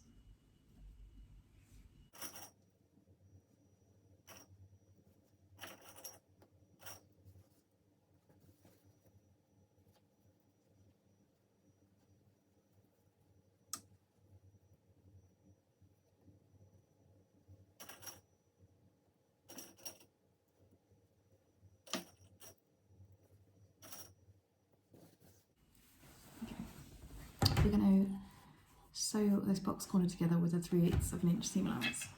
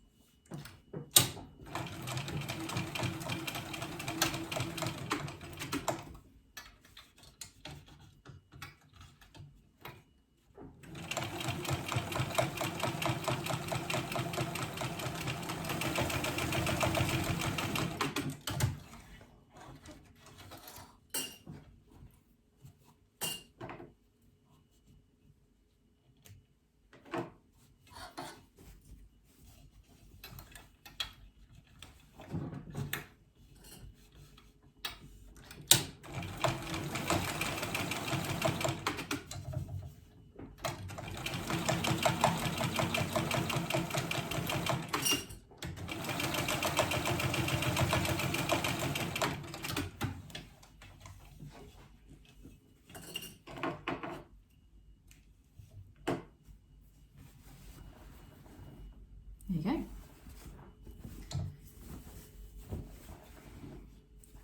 And that should be your lining done.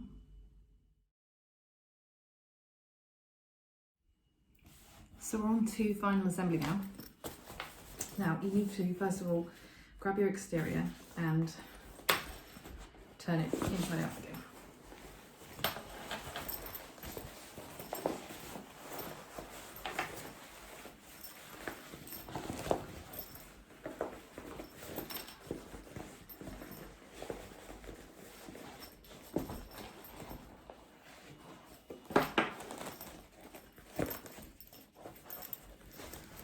Tuck your zip panels in, make sure your side connectors are tucked in as well, everything's in there. And turn your lining inside out. Now you can do this the other way around, as you may have noticed I do in my other patterns sometimes, but I prefer to do it this way, especially with smaller bags like this, because the lining then fits better. It's going inside the exterior rather than the exterior going inside the lining, which can give you a false idea that the lining fits when it doesn't. So you put your lining in, should be right sides together. You see the card slots on the exterior. Now what you're going to do is find your side seams from the lining and your exterior and match them up. It's a bit of a faff because the connectors are in the way, but you should be able to just about do it.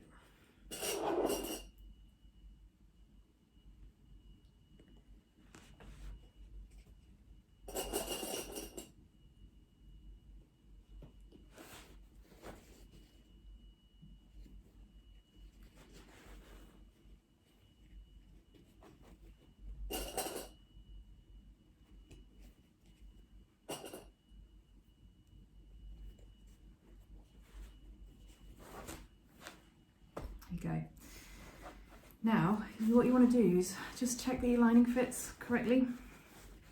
So it should be that if you clip the centre or thereabouts,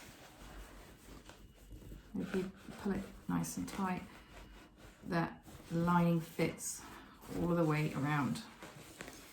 And it's important that you check that now before you sew it in and then find that your lining's too big or too small. So if your lining is too big, you need to run an extra seam down each side of the lining to tighten it up. Maybe just at the top, you don't necessarily need to do it all the way down. If your exterior is too big, you can just do the same thing, just sew an extra seam allowance to make it tighter at the top. Once you're happy that your lining fits, it should fit automatically, but it's best to check. Once you're happy, just clip it all the way around.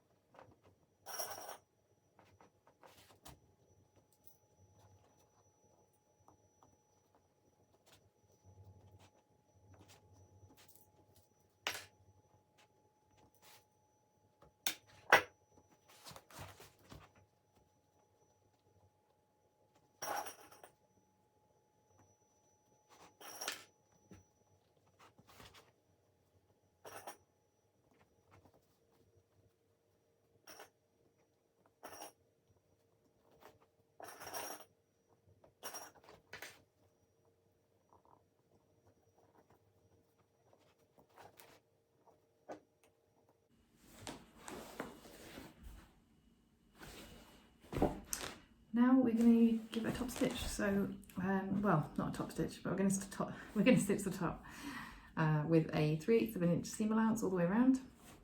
When you get to your strap connectors, use a humper jumper if you've got one. That'll just make sure that you don't get any skipped stitches or anything like that. And make sure you're using a nice big needle for this, maybe a 100 size 16 or otherwise a 110/18, just depends what materials you're using really.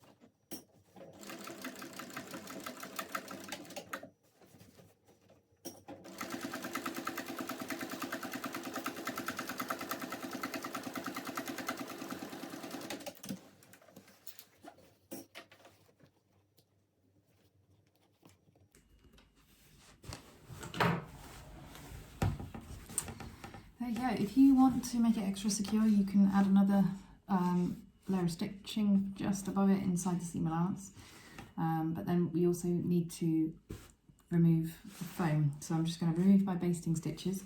I've got some from my zip panel and some from putting in my foam. I'm going to remove those and trim out the foam all the way around.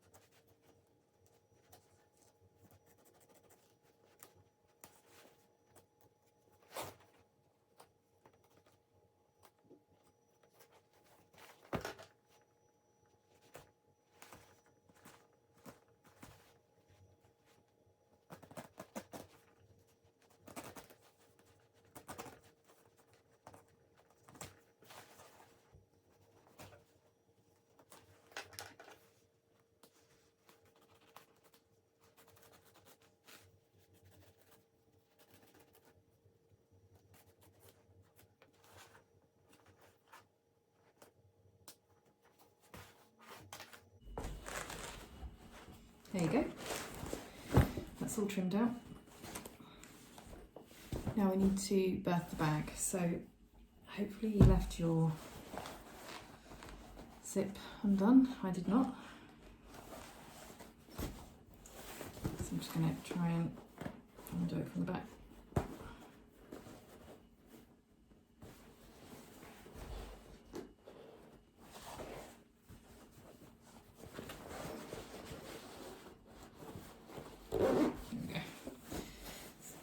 Do it from through the line. There we go. Right. Make sure it's open as far as it can go. And now you've got the task of pulling the whole bag through this little hole. I'm going to start, I think, by pulling the lining through.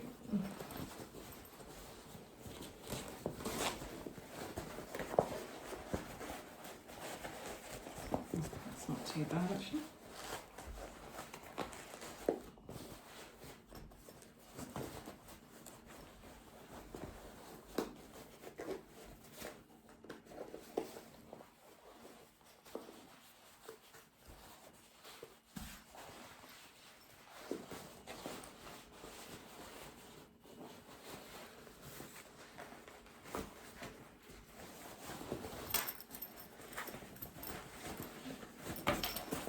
Was way easier than I thought it was going to be. Right. So, pop all your corners out.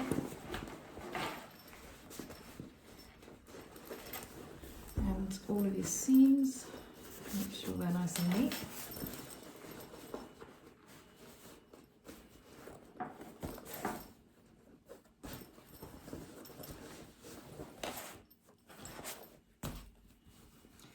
I need to put your lining in.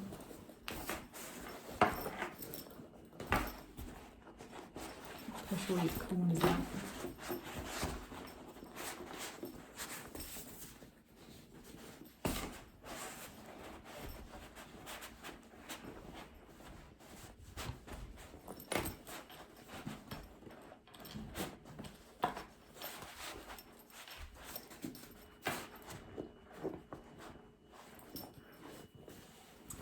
So you can see that it needs a really good press on the inside, and especially here where the exterior and interior meet, we're going to need to press it with an iron, spend a bit of time on that.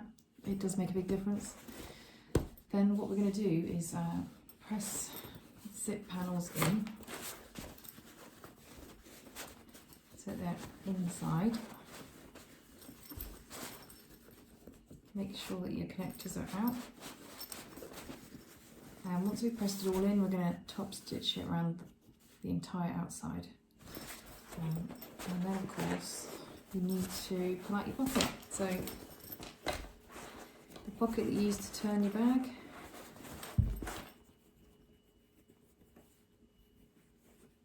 If you followed the pattern and not me in this video, then you would have pressed this little hole up first and it would have been a lot easier to sew up, but I did forget to do that. So instead I'm just going to fold it in, we're going to press that as well, and then stitch through that with a 1/8 of an inch seam allowance and tuck the pocket in. You will be able to see it a little bit from the inside, but shouldn't ever be noticed because it's inside a pocket. If you're really bothered about it, you can even use that blind stitching where you hand stitch it so that the seam can't be seen at all, which is even better. So first of all, I'm going to stitch this pocket closed. So I'm just going to clip it into place.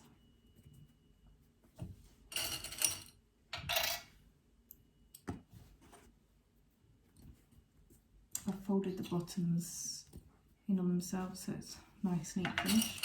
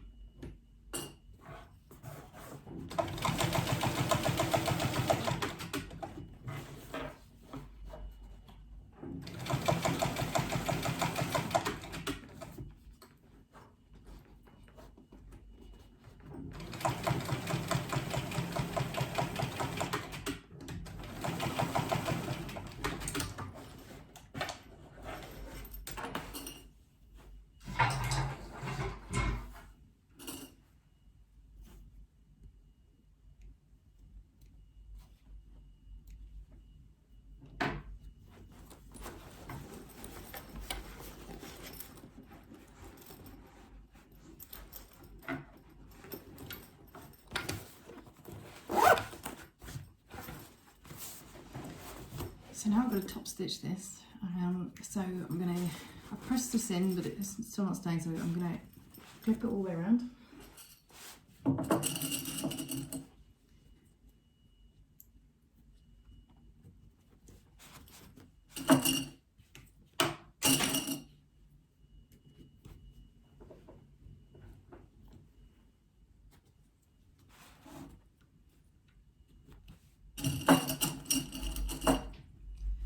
So just spend some time rolling out these seams, getting it really neat.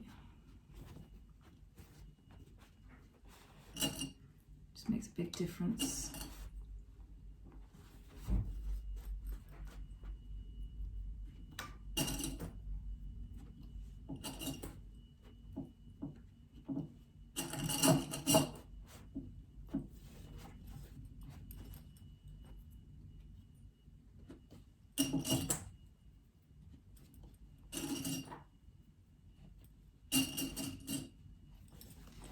Get to this bit can be tricky when you're top stitching it because this wants to come up and you can end up messing up this edge, so make sure that it's clipped down and just when you're top stitching be aware of it.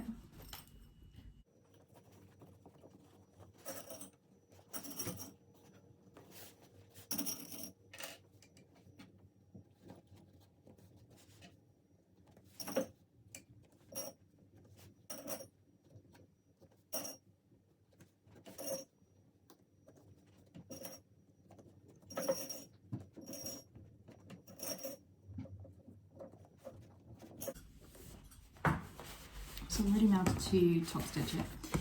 If you're using a domestic machine, make sure you're using the right needle because this is going to be tough, and use a hump jumper as you're going around where necessary, especially with the connectors. You can even, before you clip it into place, use a hammer with some fabric and just really bash down these seams to try and thin them out and flatten them as much as possible. That sometimes helps. But yeah, most importantly, use the right needles. I know for me, I've got 2 different brands of needles, and for some reason when I'm using these glass ones, the 110 size is perfect for top stitching through this, but when I use Schmetz needles, the 120 won't even break through, so try a couple of different needles if you're struggling. Some people like to use a walking foot. I find that I have trouble getting all this fabric under a walking foot, so I just use the standard.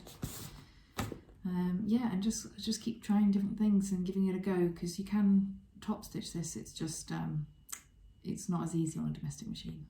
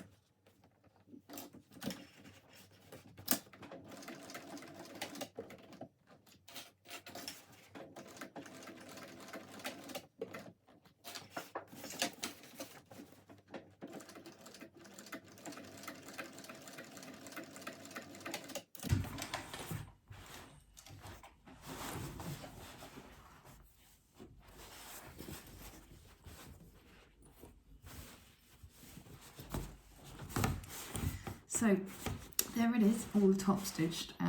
What I would say is take your time with it. When you get to this section here, as you come over the connectors, I do find that having a hump jumper makes a huge difference. I also find when I get to this really thick bit here, I need to hand crank it on my domestic machine. So just consider doing that.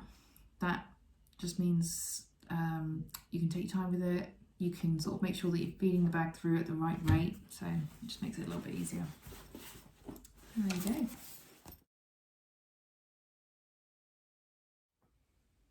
So now we're going to work on the strap. So you should have 2 long pieces. They should be 32 inches long each, or in my case, they just come to a total of 64 inches because I was using some scraps. So if you want to do a double-sided strap, I'll just say, because I'm doing just a standard straight fabric strap here, but if you want to do one with cork on one side and fabric on the other, then you can watch the beginning of the Wanderlust video I do, and on there I show you how to do that. So for this, what you want is one fabric piece right side up.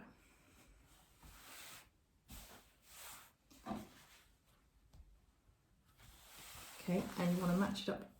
This second piece, the problem I've got with this fabric is that it looks the same on both sides. So this is right side up. So you're looking at the print. This one needs to be right side down. Now, line them up on the end. Line them up on the corner like that. Clip it into place.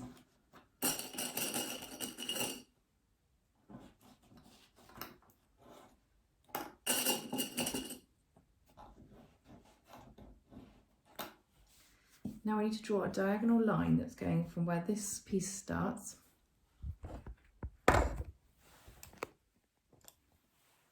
it's a bit clearer.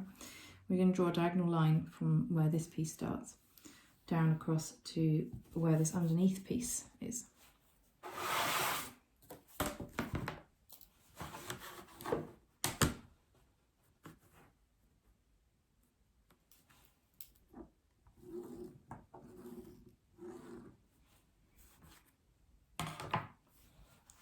So I'm going to stitch along this diagonal line, and then I'm just going to trim off my extra seam allowance, press the seam open, and then I'm going to interface the whole lot. It's just a nicer way to make sure that there's no bulk in the join here, because if you interface these before you do this, then you'll have 2 layers of interfacing where the seam is. So we're just going to stitch across here, cut that down to just a 1/2 inch seam allowance, press it open and interface the whole lot. Now your interfacing should be 1 inch shorter than your finished strap after you've done this. So you need to set it in by 1/2 inch on either end, which I'll show you in a minute. So once you've pressed your seams open, you've got a lovely clean seam there where it joins. Now you should have interfaced your strap on the wrong side. Now what you'll notice is that I use up my scraps of interfacing on my straps. I feel like this is the one place where I can use them and it won't affect it, so I've done that on this. Now your interfacing should be inset by 1/2 inch on both ends. They should both be the same. And what we're going to do now is we're going to turn it over and we're going to draw a line down the centre of the entire strap. So you can see I've already done it on this end. So you need to draw a line down the centre of the entire strap all the way. Once you've done that, we're going to take this over to the iron. We're going to press these short ends over. So fold them over by that 1/2 inch that you haven't interfaced. Press that with an iron, and then we're going to fold the outer edge into the line on both sides and press. So what we should end up with is a strap like this. So your strap should now be looking like this. It should have a neat edge there and be folded into the centre on both sides.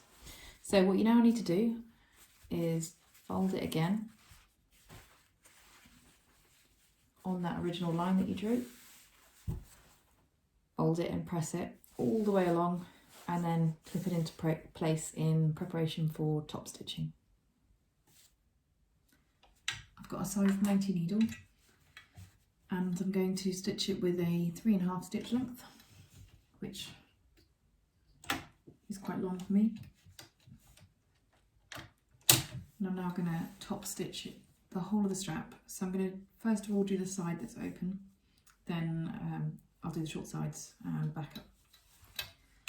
You can add additional rows of stitching if you want to make it more durable, but for me I just like to stitch the outsides and I do that with an 1/8 of an inch seam allowance.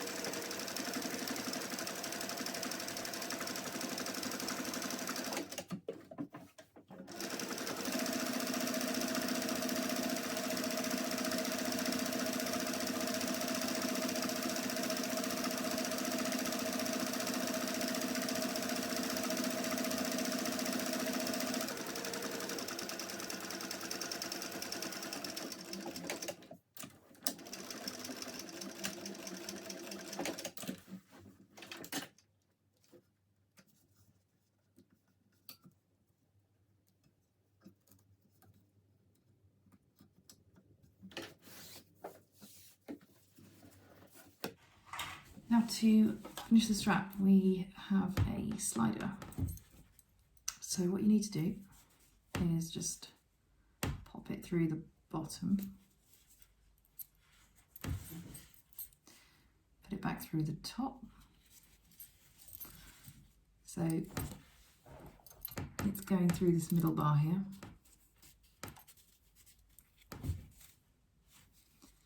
And we're just going to stitch a rectangle here. And then we're going to put a couple of rivets through as well. But if you don't want to use rivets, you can just sew an X through as well for added strength. So first things first, change the needle to something bigger.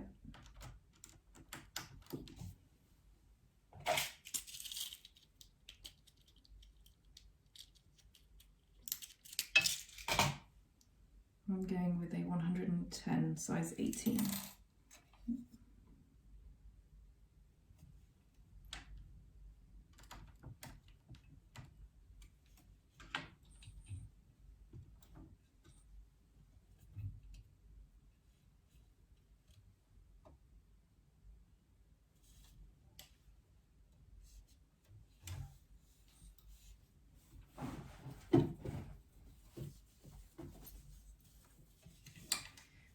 And if you've got one, switch out your foot for something smaller. So that's my standard foot, and I'm instead going to use this one, which is apparently a satin foot, but is excellent for doing straps because you can get close. You can get closer to the bar as you're sewing it.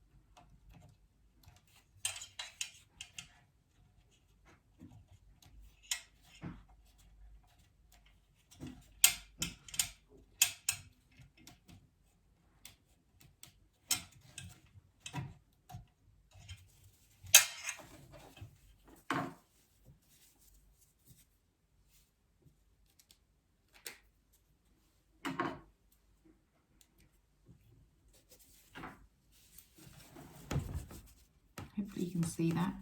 You'll notice at the end there I just had to hand crank it a bit because it was struggling to go through this really thick bit at the end.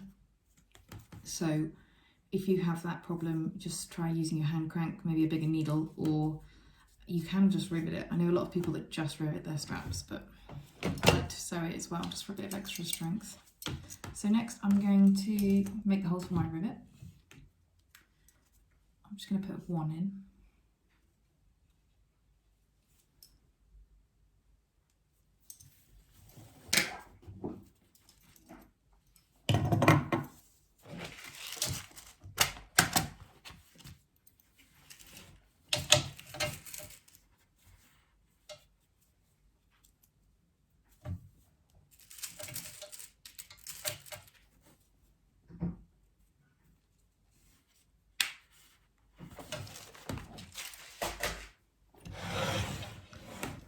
these presses.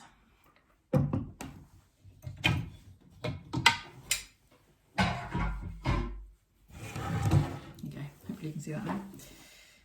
So you just place the rivet into the bottom die. You make sure that it's sitting nice and central in there. You get different sizes of these depending on the rivet you're using.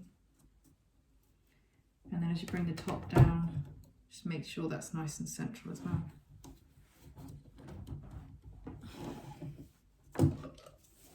There you go. So that's our strap complete until the end. So all we've got left to do is attach the strap. So grab the strap that you made earlier. One end has a slider, one end is open. With the slider over here,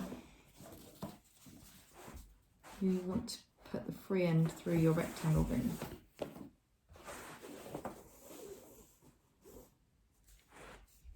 So hopefully you can see that by doing this, the slider is going to end up on this inside side.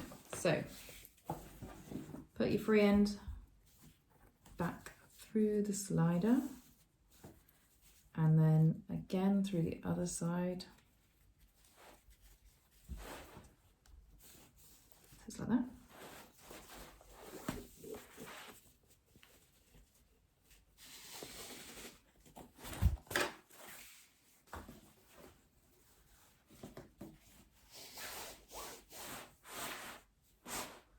There you go, make sure that's nice and flat and not twisted.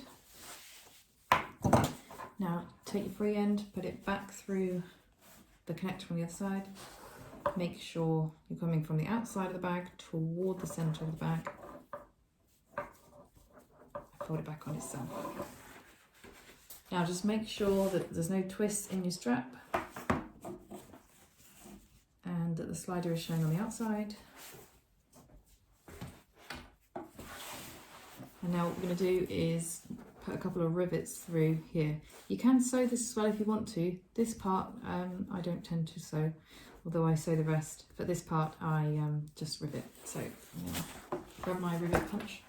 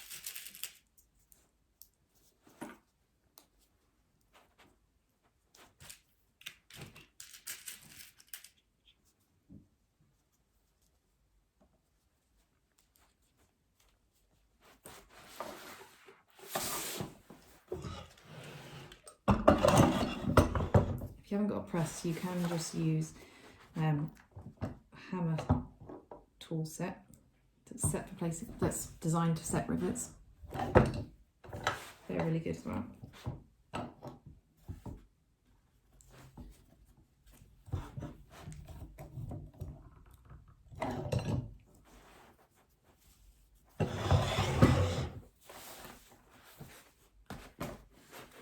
And there you go. It's all done. So it's got an adjustable strap so that you can wear it as a crossbody. And it's looking pretty good.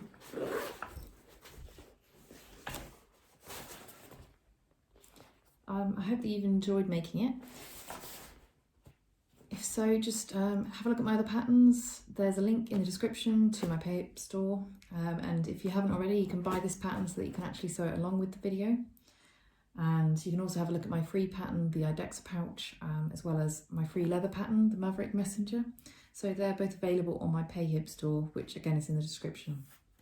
And if you enjoyed the video, make sure you subscribe to my channel, and you can also watch the video that I have for the Wanderlust tote, and hopefully there'll be one soon as well for the Cornish backpack. Thanks for watching.